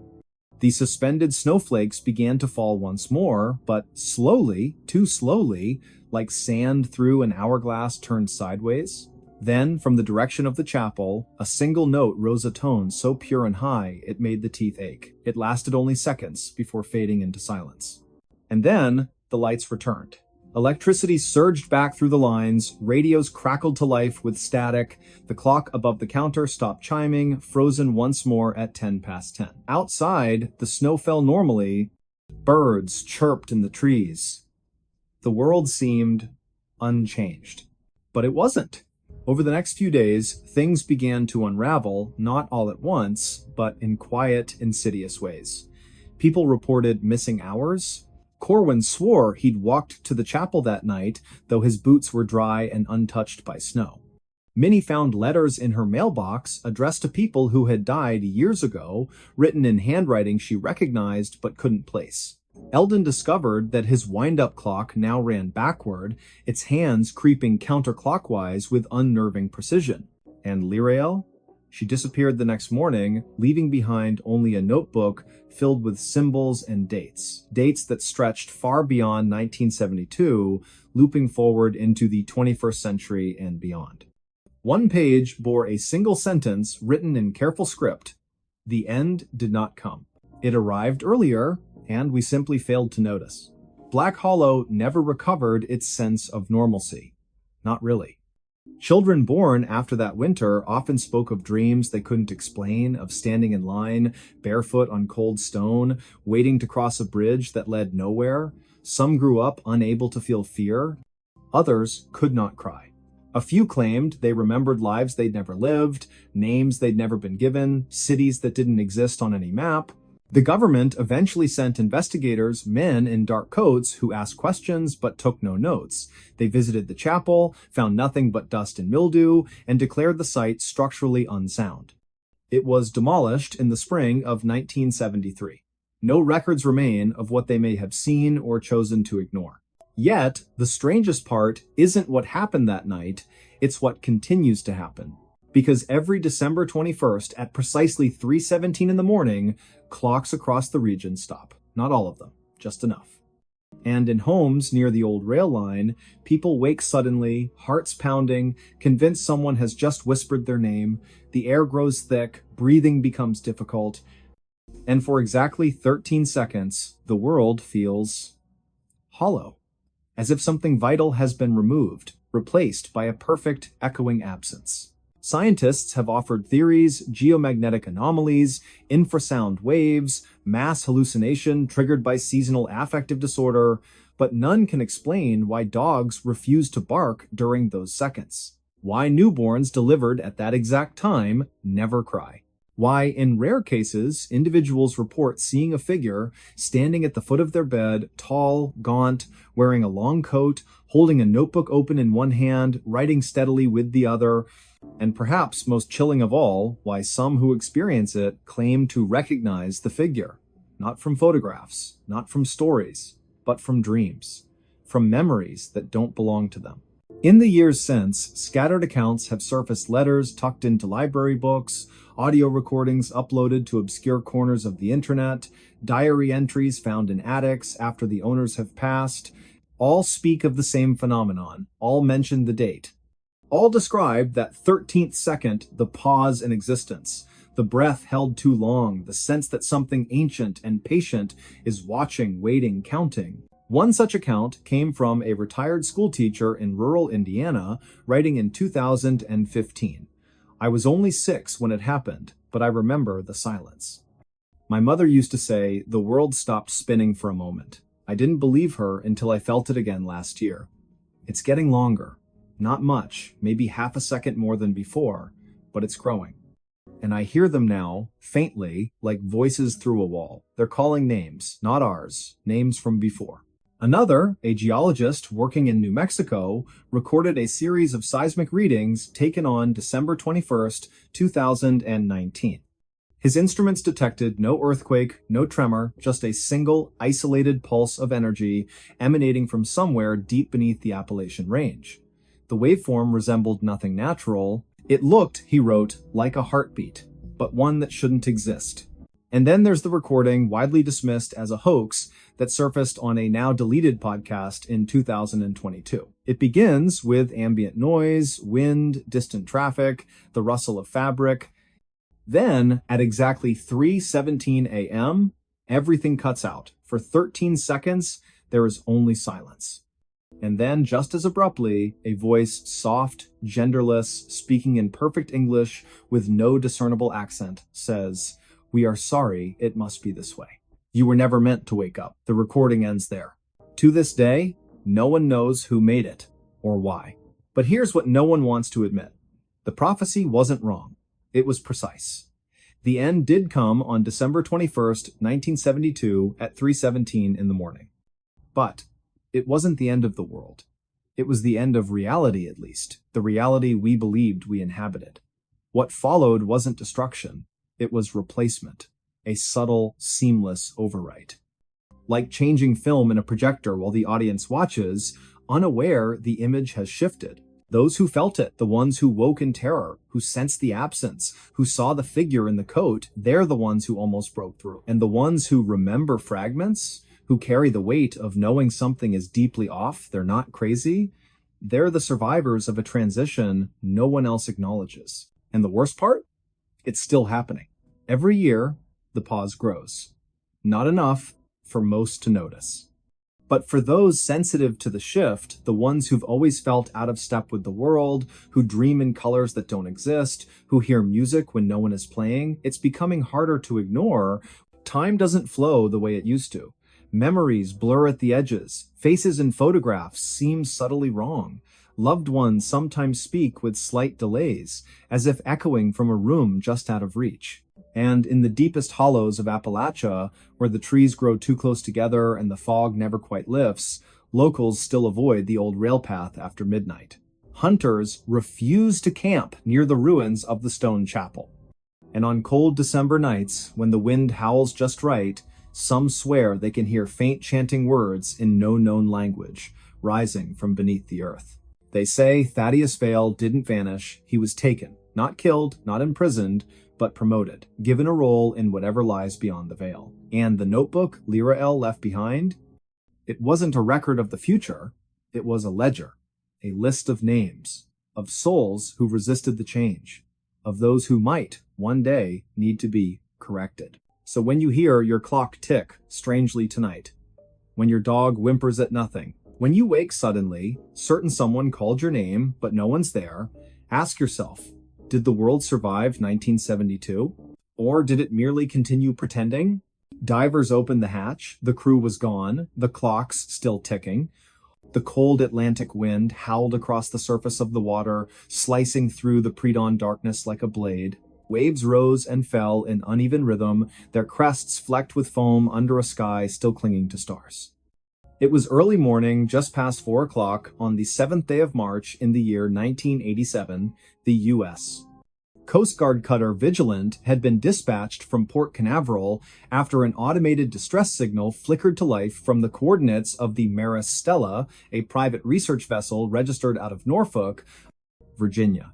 No voice transmission followed, only the repeating pulse of a Mayday beacon, weak but persistent, like a heartbeat fading beneath ice. Before we begin, tell me, where are you listening from, and what time is it there? By the time the boarding team reached the hull of the Mrbballin, the sea had grown restless. Lieutenant Thaddeus Vale, a seasoned maritime investigator with the Coast Guard's Search and Rescue Division, stood at the edge of the deck, gripping the rail as the swell lifted the cutter sideways. His breath came in short clouds, his eyes scanning the silent silhouette ahead. There were no lights aboard, no movement, just the creak of metal and the groan of stressed rivets echoing from within the darkened superstructure. "Something's wrong," muttered Petty Officer Lorne Kestrel, adjusting his helmet cam. He was younger, sharp-eyed, with a nervous energy that flared whenever silence stretched too long. No response to radio hails. No crew on deck. Not even a flare. Thaddeus didn't answer. He stepped forward, boots clanging against the gangplank as it settled onto the research vessel's main deck. The air smelled of salt, yes, but underneath, something sharper. Metallic, like old wiring or scorched insulation. He paused, hand resting on the hatch handle. It was warm, not from the sun hadn't risen yet, but from within. Heat radiated faintly through the steel, unnatural for a ship adrift in 38-degree Fahrenheit waters. He glanced back once. The rest of the team waited behind him, Kestrel, Ensign Marin Voss, and Medic Darren Cope. All wore full gear, thermal suits, respirators, sidearms. Protocol dictated caution when vessels went silent. But this wasn't just silent, this was absent, as if the world had exhaled and the Mrbballin had been forgotten in the breath. With a slow turn, Thaddeus pulled the hatch open. A rush of stale, overheated air poured out thick with the scent of ozone and something vaguely sweet, like burnt sugar. The corridor beyond was dimly lit by emergency strips along the floor, casting long shadows up the walls. Panels hung loose from the ceiling, wires dangling like roots torn from soil. And then, there it was. The sound. Faint, rhythmic, almost musical. Clocks. Dozens of them. Hundreds. Mounted on bulkheads, bolted to consoles, taped to lockers, analog dials spinning, second hands ticking in erratic unison. Some moved forward, others backward. A few stuttered, frozen between seconds. Digital displays blinked in red, dates flashing nonsensically. January 3rd, 2005. July 9th, 1999. November 1st, 1973. None matched the current date, none made sense. But the crew gone, no bodies, no signs of struggle, no blood, no personal effects scattered. Everything was in place. Coffee cups half filled, logbooks open mid-sentence, jackets hanging neatly on hooks. A thermos sat on the galley table, still warm. Beside it, a pair of gloves' fingers curled as if recently removed. And yet, no one. Ensign Voss knelt beside a wall panel, her gloved fingers brushing over a cluster of clocks wired together with copper thread. "These aren't standard issue," she said, voice tight. "They're not even from the same manufacturer. Some look homemade." Darren Cope moved toward the sleeping quarters, door ajar, bunks made, pillows flattened, as though someone had just risen. He checked the head, the mess hall, the engine room, all empty. "It's like they vanished," he whispered. "Just stepped out of their lives." Thaddeus walked deeper into the vessel, drawn toward the central lab. That's where the heat intensified. The door was sealed shut, reinforced with a manual latch on the outside. He hesitated. Then, with a grunt, he turned the wheel and pushed. Inside, the temperature climbed near 110 degrees. Rows of monitors lined the far wall, all dark except one, a single screen glowing with shifting waveforms, pulsing in time with the ticking from the hallway. In the center of the room stood a cylindrical chamber, roughly 6 feet tall, constructed of polished steel and glass. It hummed softly, a low frequency vibrating through the floor. Wires snaked from its base into a junction box labeled Temporal Feedback Array. Do not disconnect. Thaddeus approached slowly. On the console beside the chamber, a logbook lay open. The last entry read, March 6th, 1987, final test initiated at 2200 hours. Field stabilized at 0.87 terahertz. Temporal resonance achieved. Crew reporting mild disorientation. Clock drift noted in adjacent sectors. Proceeding to Phase 3 despite protocol concerns. Dr. Corwin Hale insists integrity holds. If this works, we may witness causality inversion. God help us if we don't return. Below it, scrawled in different ink, shaky and urgent, we weren't supposed to see it. We weren't supposed to remember. The clock doesn't move forward, it chooses. It chose to erase us. Don't open the chamber, don't listen to the ticks. They're not counting time, they're counting down to when you forget too. Thaddeus stared at the page. His throat tightened. Behind him, Kestrel entered, breathing hard. "Lieutenant, you need to see this." He led Thaddeus back to the bridge. The navigation system was offline, but the backup chronometer, factory sealed, never tampered with, was spinning wildly. Not just the second hand, the entire mechanism, hour, minute, second revolving in reverse. And then, abruptly, stopping. It read, 4:17 a.m., March 7th, 1987. Exactly the time they had arrived. "No," Thaddeus breathed. "That's impossible." Kestrel pointed to the radar scope. Empty. No other vessels within 50 nautical miles, no aircraft, nothing. Yet on the communications board, the tape recorder was running. They rewound it, pressed play. Static. Then a voice, calm, familiar. It was Thaddeus's own. "This is Lieutenant Thaddeus Vale. We've boarded the Maristella at approximately 4:17 a. M crew is missing, systems compromised.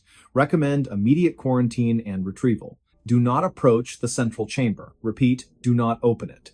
The recording ended. Silence fell like a weight. Marin Voss looked up, face pale. That was just recorded. We haven't reported anything yet."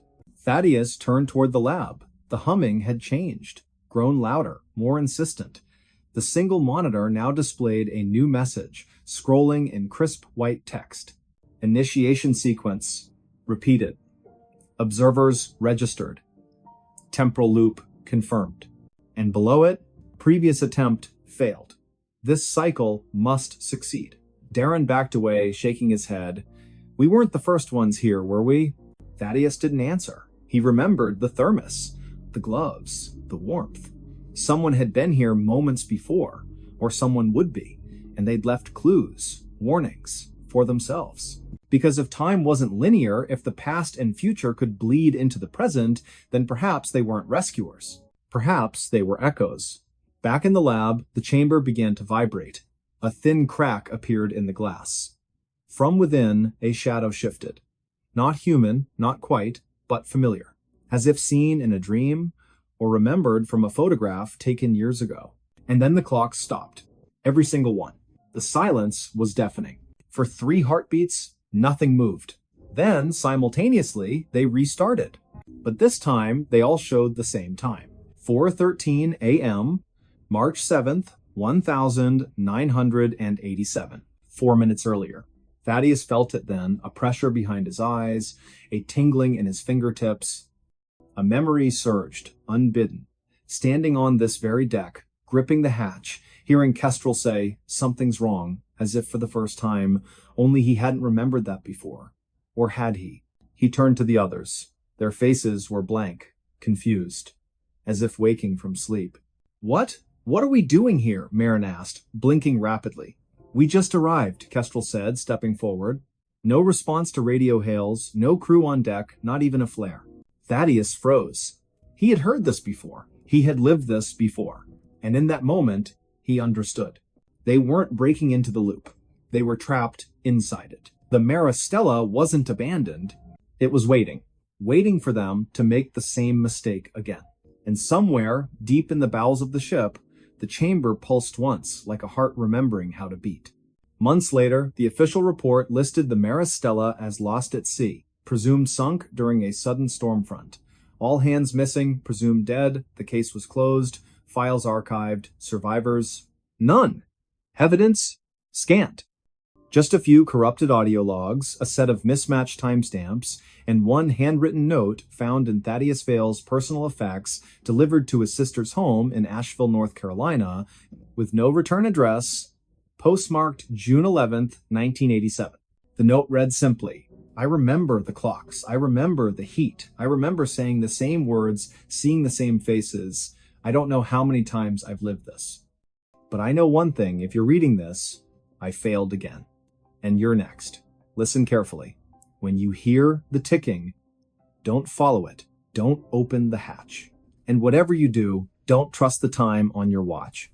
The letter was dated March 7th, 1987. But the postmark was from March 7th, 2024.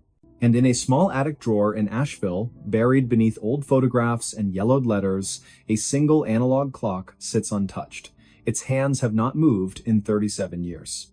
Yet every night, at exactly 4:17 a.m., it ticks once, as if reminding someone, as if calling them back. The urban legend that locals swear is real and won't talk about at night. In the hollowed hills of northern West Virginia, where the trees grow thick and the valleys swallow sound like secrets never meant to be spoken, there's a stretch of road locals avoid after sundown. Not because it's dangerous in the usual way, no sharp curves, no history of accidents, but because something walks there, something that doesn't belong. The road is called Hollow Creek Lane, winding through the unincorporated township of Gormley Mills, a place so small it doesn't appear on most maps, and so quiet that even birds seem reluctant to sing past twilight. Before we begin, tell me, where are you listening from and what time is it there? It was late autumn in the year 1987 when the first official report came in, not to the sheriff's office, but whispered between neighbors over cracked porcelain cups of black coffee. A woman by the name of Thalia Mercer, who lived alone in a weather-worn clapboard house just off Hollow Creek Lane, claimed she saw a figure standing at the edge of her cornfield one evening. She said it wasn't tall, not exactly, but wrung its limbs too long, its head tilted at an angle that made her stomach twist. It didn't move, didn't blink. Just stood there, facing her porch, as if waiting for an invitation she had no intention of giving. Thalia was known in Gormley Mills as a practical woman church every Sunday, grew her own vegetables, kept a loaded 38 inches her nightstand since her husband passed in '69. So when she called Sheriff Harlan Voss 3 nights later, voice trembling like a plucked wire, he listened. He arrived with his flashlight cutting through the fog, boots crunching on frost-laced gravel. The house was dark except for a single lamp glowing behind the kitchen curtain. Thalia met him at the door, wrapped in a faded quilt, eyes wide and bloodshot. "It's back," she whispered. "Same spot, in the field." They walked together toward the edge of the property, the beam of the flashlight slicing through the mist. Nothing moved, no footprints in the damp soil, no snapped branches or disturbed earth. Just silence, thick and heavy, like wool pressed against the ears. Then, from somewhere deep in the corn rows, a sound. A low, wet clicking, like stones being rolled in oil. Sheriff Voss aimed the light, the stalks swayed slightly, though there was no wind, and then nothing. The sound stopped. The air stilled. They stood there for nearly 10 minutes, neither speaking, both feeling watched. Sheriff Voss told Thalia to stay indoors, lock the doors, and call him if anything changed. He drove away slowly, scanning the rearview mirror until the house disappeared behind the trees. He filed a report the next morning, possible hallucination due to stress or sleep deprivation, but privately he marked a note in his personal ledger, Hollow Creek, November 3rd, Thalia Mercer. Heard something, felt something, can't explain. That winter was harsh, long stretches of snow, power outages, roads blocked for days. But people in Gormley Mills noticed other things too.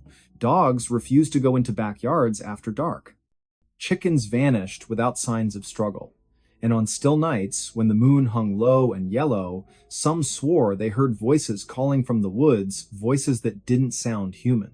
Children were kept inside after 6, porch lights stayed on all night, conversations about Hollow Creek Lane ended quickly, often with a shake of the head and a muttered phrase, "Best not talk about it." Then, in early spring of 1988, a teenager named Corwin Bellwether went missing.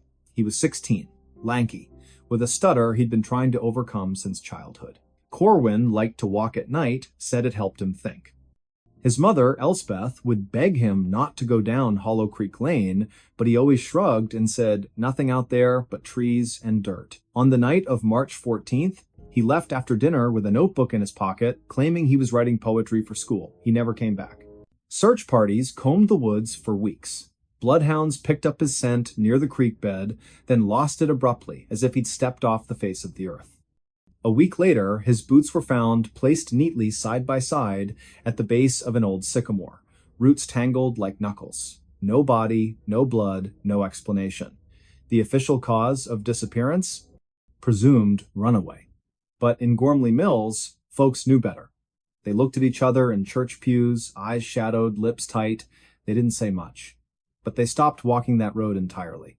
Years passed, the story faded mostly. New families moved into the valley, drawn by cheap land and quiet living.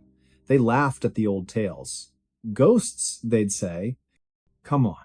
But then, little things started happening.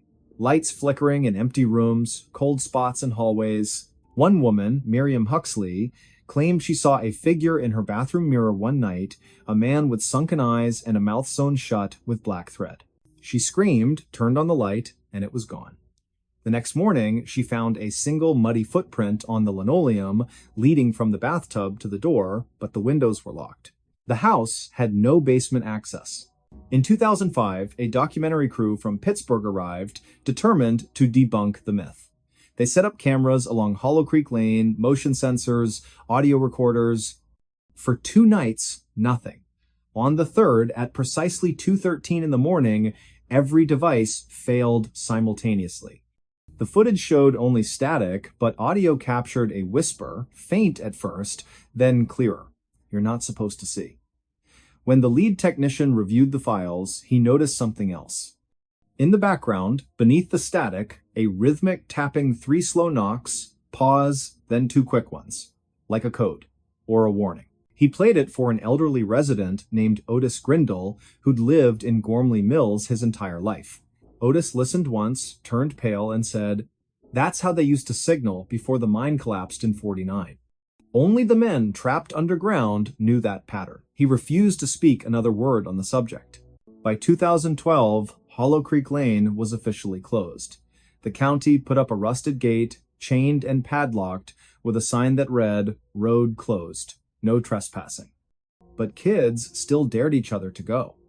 Teens from nearby towns would drive up on weekends, flashlights in hand, laughing nervously as they approached the gate. Most turned back before reaching the tree line. But a few went further. One such group, in October of 2017, included a boy named Jory Linthwaite. He was 17, curious, raised on horror films and internet creepypastas. He didn't believe in ghosts, he believed in adrenaline. That night, he and 3 friends cut the chain with bolt cutters and slipped through. They brought cameras, a Ouija board, even a EVP recorder. They set up camp near the old sycamore where Corwin's boots were found. At first, it was jokes. Flashlight beams dancing through the trees, mocking whispers. Then, around 1 o'clock, the temperature dropped sharply. Breath came out in thick clouds. Their phones died, one by one. Then the recorder picked up a voice, clear, childlike, but distorted. "Don't look behind you." All 4 spun around. Nothing there. But when they turned back, the Ouija board planchette had moved on its own, spelling "Leave now." They packed up fast. As they ran toward the gate, Jory tripped. His friends thought he'd caught his foot on a root, but when they stopped and turned, Jory wasn't getting up. He was staring into the trees, mouth open, eyes wide with terror. "It's watching," he whispered. "It's smiling." They pulled him up, half dragging him the rest of the way. The chain was intact again, no sign it had ever been cut. Jory didn't speak for 3 days. When he finally did, he described a face pale, stretched, with too many teeth. He said it stood between the trees, perfectly still, just smiling. And then, in a voice not his own, he said, "It knows my name." After that, the county welded the gate shut, installed surveillance cameras. Within a week, all 4 cameras malfunctioned. Footage showed nothing but snow, even though the night was clear. And in the corner of one frame, barely visible, a shadow tall, thin, with fingers too long to be real, reached slowly toward the lens. To this day, residents of Gormley Mills won't go near Hollow Creek Lane after dark. If you ask them why, they'll change the subject, or give you a look one that says, "You don't want to know." But if you visit in late autumn, when the leaves turn brittle and the wind carries the scent of damp earth and decay, stand at the edge of that road at dusk. Listen. Really listen. You might hear the faintest echo of footsteps, slow, deliberate, coming from nowhere and everywhere at once. You might feel the air thicken, your breath shorten, your skin prickle as if unseen eyes have settled on you. And if you're foolish enough to step past the gate, to walk just a few yards down that cracked asphalt path, you may notice something worse. The silence isn't empty.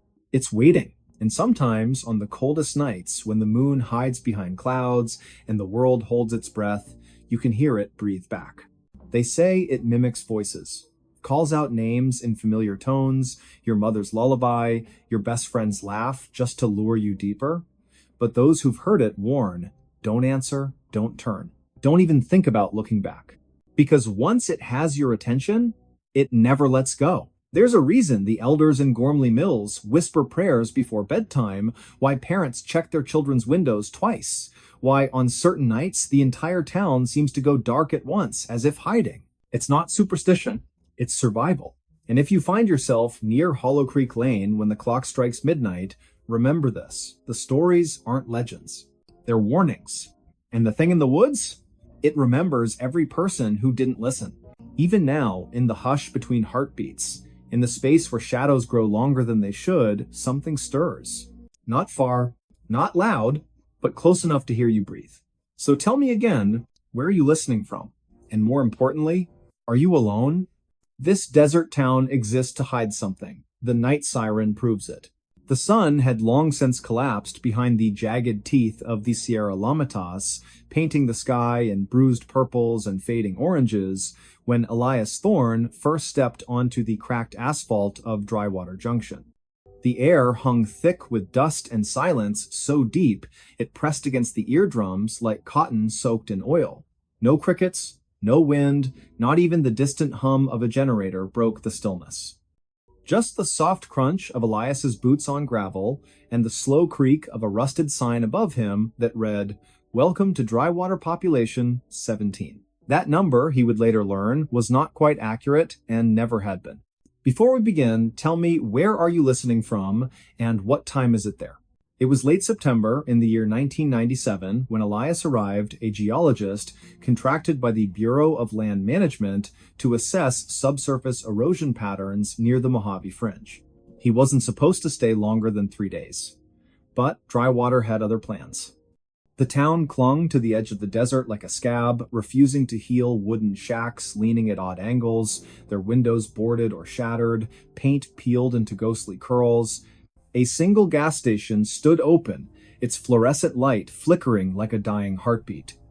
Behind the counter sat a man named Orrin Vexley, gaunt as a scarecrow, eyes milky with cataracts that didn't quite hide the sharpness beneath. He handed Elias a room key without asking for ID, without smiling, and said only, "Don't go out after sundown, especially if you hear the siren." I think the same.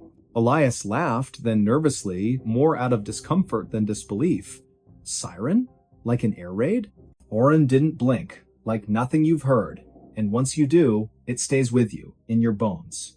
That night, Elias lay on a lumpy cot in room 4 of the Dustvale Motel, the ceiling fan turning with a lazy metallic groan. Outside, the moon hung low and yellow, casting long shadows that seemed too tall, too thin to belong to any natural object. He'd just closed his eyes when it came a sound so unnatural it froze the breath in his lungs. It began faintly, like whine through a canyon, but quickly swelled into a high-pitched wail, melodic yet dissonant, rising and falling in intervals that defied human tuning. It wasn't electronic. It wasn't animal, it carried weight like something ancient being dragged across stone. The siren pulsed through the walls, vibrating the glass in the window, making the metal bed frame hum.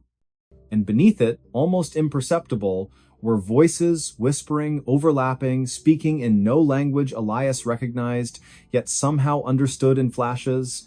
"They watch from below," one seemed to say. The hollow ones, remember. He bolted upright, heart hammering, sweat slick on his neck. He reached for the lamp, knocking over a glass of water. The siren stopped instantly. Silence crashed back like a slammed door. No birds, no footsteps, nothing. He waited nearly an hour before daring to peer outside. The street was empty. But in the dirt, beside the motel's foundation, something caught his eye: footprints. Small, barefoot, too narrow to be human. They led from the edge of the lot toward the dry riverbed, vanishing where the sand turned black and glassy, as if scorched by fire. The next morning, Elias tried to ask about the siren at the diner, the Rust Spoon, a dim place with cracked vinyl booths and coffee that tasted like burnt rubber. A woman named Merelda Cray sat nursing a cup, her hair pulled back so tightly it made her cheekbones look like knife edges. She looked up when Elias mentioned the sound. "You heard it," she said flatly, not a question.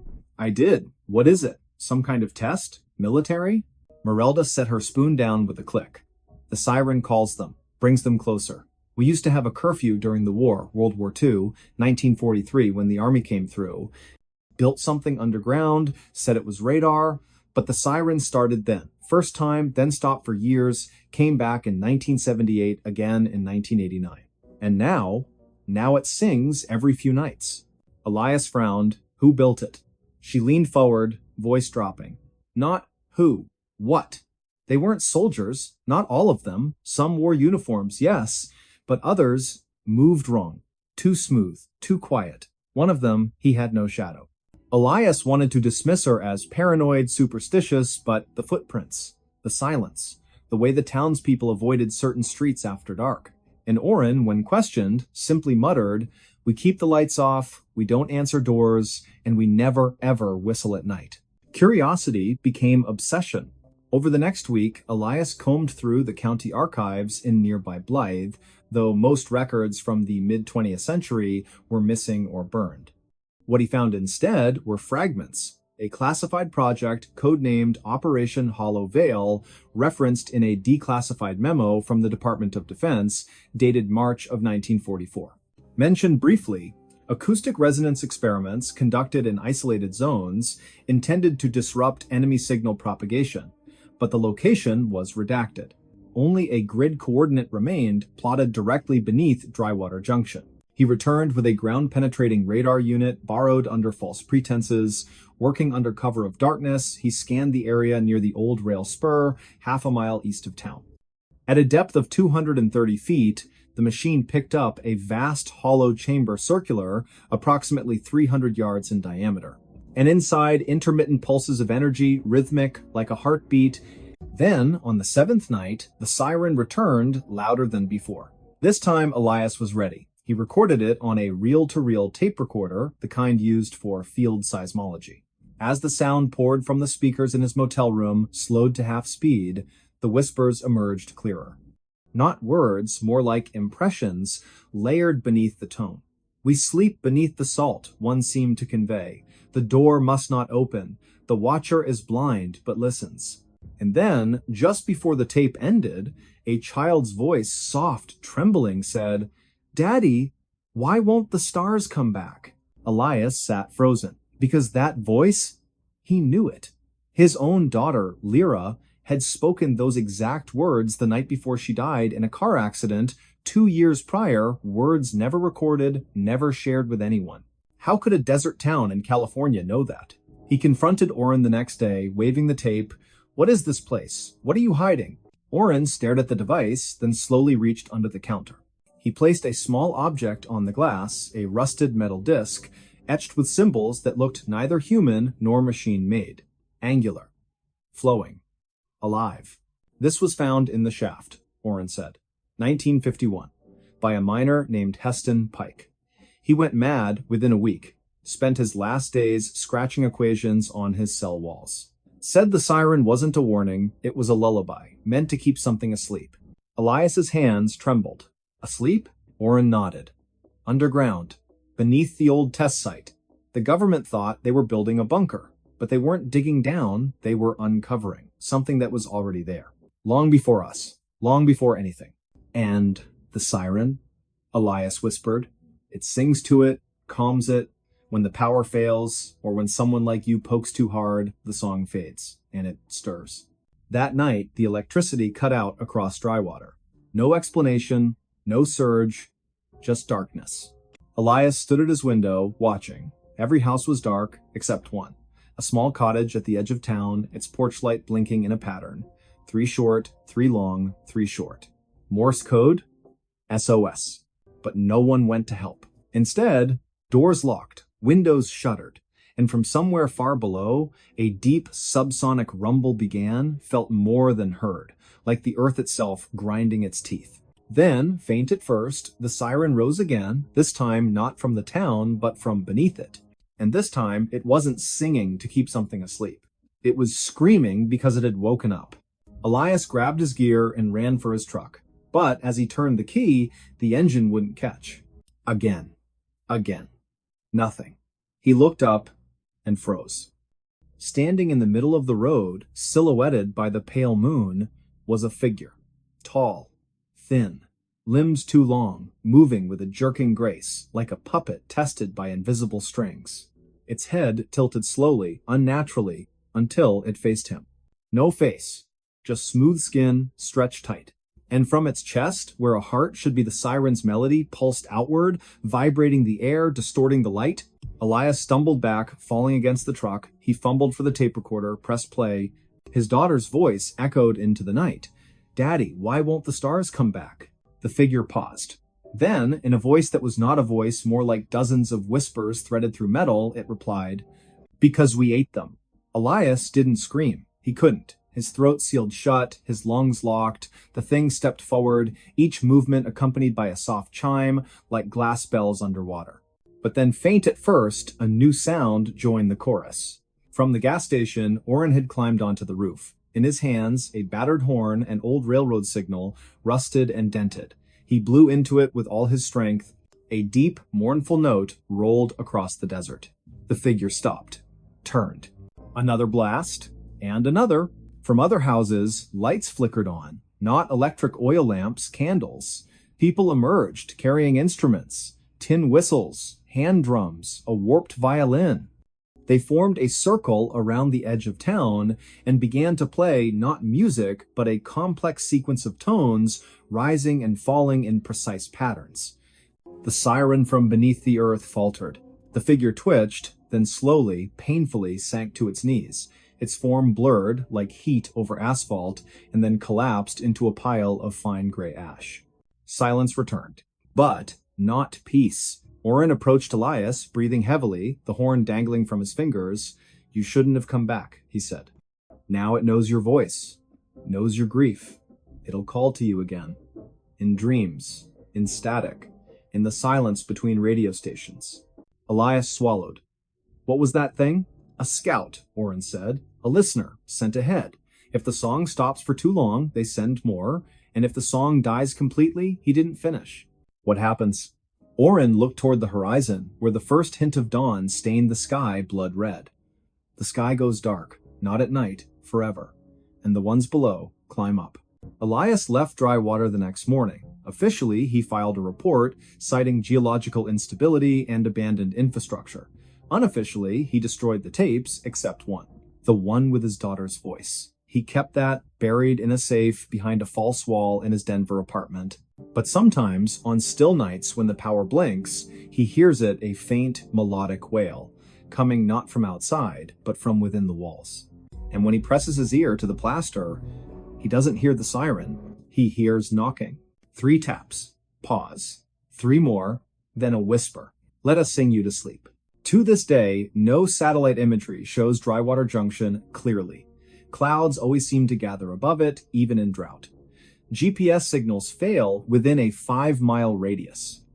And travelers who claim to have passed through often cannot recall the name of the town, only the silence, only the feeling of being watched from below.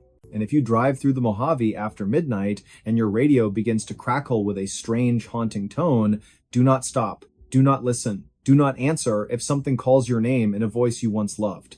Because some towns exist not to welcome, but to warn. And Drywater is still singing. A ghost ship drifted into port with a fresh meal on the stove. It was the winter of 1987 when the fishing trawler Marianne V slipped silently into the harbor of Gloucester, Massachusetts, just before dawn on a brittle February morning. No lights flickered from her deck, no voices called out, no radio signals preceded her arrival. She came like a shadow drifting through fog, her bow nudging gently against Pier 6 as if guided by unseen hands. The first to notice her was Elias Thorne, a weathered dockhand with 40 years of salt in his bones and frost still clinging to the brim of his wool cap. He'd arrived early to check lobster traps, steam rising from his coffee cup curling into the pale gray sky. When he saw the vessel listing slightly, paint peeling like old skin, name barely legible beneath grime, he froze. His breath caught, not from cold, but from instinct. Something was wrong. Deeply wrong. Before we begin, tell me where are you listening from and what time is it there? Elias approached slowly, boots crunching over frozen patches of seaweed and ice. The Marianne V had been reported missing 3 weeks prior, last seen off the Georges Bank during a sudden nor'easter that had swallowed 2 other boats whole. The Coast Guard had called off search efforts after 10 days, assuming all hands lost, and yet here she was, intact, afloat, and strangely, undisturbed. No signs of storm damage, no gaping holes in the hull, nothing overturned on deck, just silence. A thick, suffocating silence that pressed against Elias's ears like cotton. He called out once, twice, no answer. Then, steeling himself, he climbed aboard. The moment his boot touched the deck, he felt it a chill that wasn't from the wind. It coiled up from the wood beneath him, sharp and unnatural, as though the ship itself were holding its breath. He moved toward the wheelhouse. The door hung open, swaying slightly with the motion of the tide. Inside, the radio crackled with static, a faint loop of Morse code repeating endlessly 3 dots, 3 dashes, 3 dots, SOS, over and over, though the power should have been dead. The logbook lay open on the chart table, the last entry dated February 3rd. Heavy fog. Currents erratic. Can't see land. Something in the water. The handwriting grew jagged, frantic, as if written under duress. Elias flipped back a few pages. Earlier entries spoke of routine hauls, calm seas, even jokes about Captain Rourke's terrible stew. But then, around January 28th, the tone shifted. Crew restless. Emery claims he saw lights beneath the surface, not bioluminescence, too steady, too deep.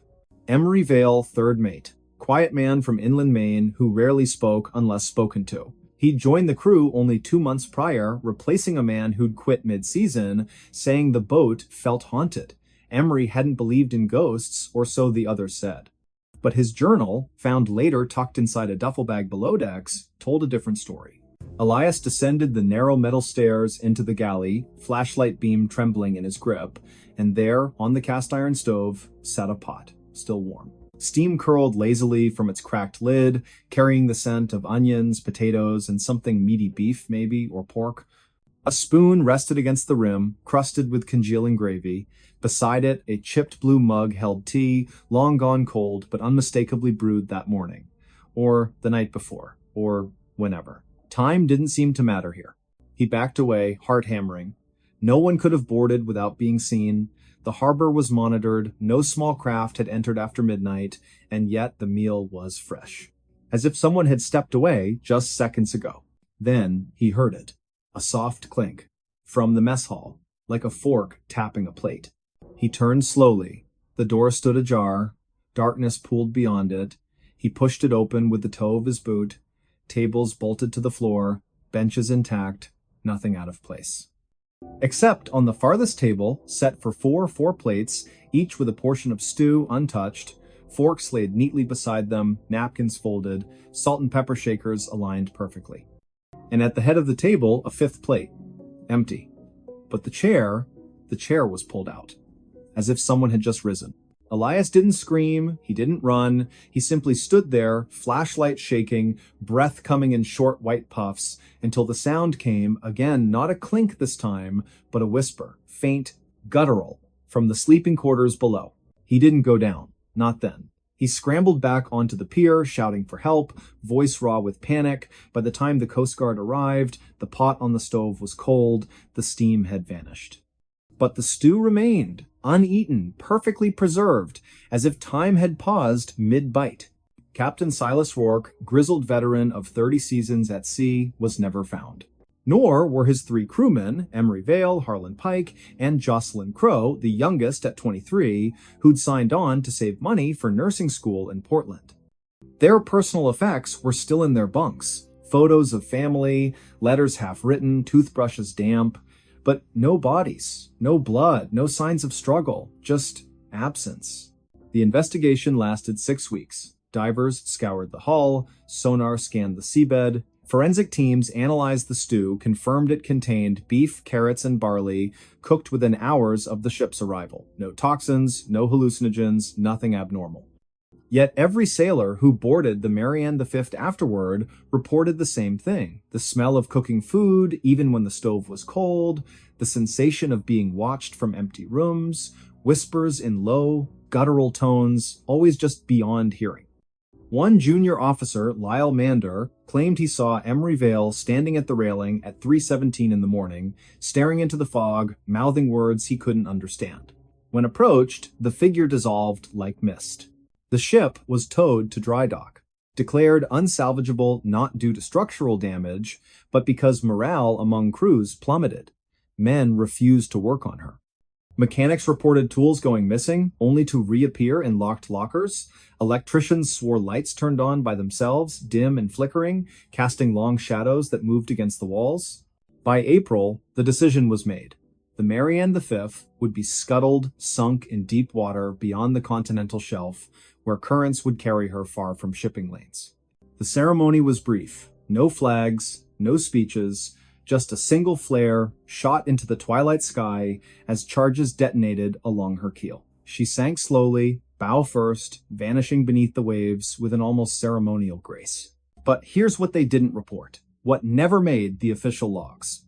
3 days later, a Norwegian freighter, the Fjordwind, radioed the Boston Maritime Authority from 50 miles east of Sable Island. They'd spotted wreckage, part of a wooden table, scorched at the edges, floating amid a slick of oil. Attached to it, miraculously preserved in a sealed plastic sleeve, was a page torn from Emery Vale's journal. The handwriting was frantic, ink smudged as if written in haste or fear. "They're not dead. We never left. The ship doesn't sink. It drifts, it waits, it feeds. The stove is always warm, the table is always set, and one day it will come back. With a fresh meal. For us." The page was authenticated, handwriting matched samples from Emery's personnel file, ink consistent with pens issued to crew, but how it survived explosion, fire, and ocean pressure, no scientist could explain. And then, on the evening of December 9th, 2012, a local fisherman named Corwin Haskins reported seeing a vessel matching the Marianne V's description near Jeffrey's Ledge. Fog was heavy that night, visibility near zero. He claimed the ship passed within 20 feet of his boat, lights dark, decks empty. But from her galley window, a yellow glow pulsed like a stove lit below. He tried hailing her, no response. When he turned to grab his radio, she was gone. Vanished into the mist. No wreckage was found, no trace on radar. The Coast Guard dismissed it as a mirage, a trick of the light. But Corwin insisted, said he smelled stew in the air, beef, carrots, barley, and underneath something darker, metallic, like blood. To this day, Gloucester fishermen avoid that stretch of water after sunset, especially in winter, especially when the fog rolls in thick and silent. Some say if you listen closely on still nights, you can hear the Morse code 3 dots, 3 dashes, 3 dots echoing from beneath the waves. Others claim to see a faint glow beneath the surface, drifting with the current like a lantern in the deep. And every year, around February 10th, a single bouquet of wilted wildflowers appears on the railing of Pier 6. No note, no signature. Just flowers brown at the edges, salt stiffened, as if carried across the sea. Left there, some say, by someone who never came home. But perhaps the most unsettling detail, the one that lingers in the mind long after the story ends, is this. When authorities finally cleaned out the galley before scuttling the ship, they found something odd in the cupboard. A can of stew. Store-bought, label faded, best before date, October 12th, 1986.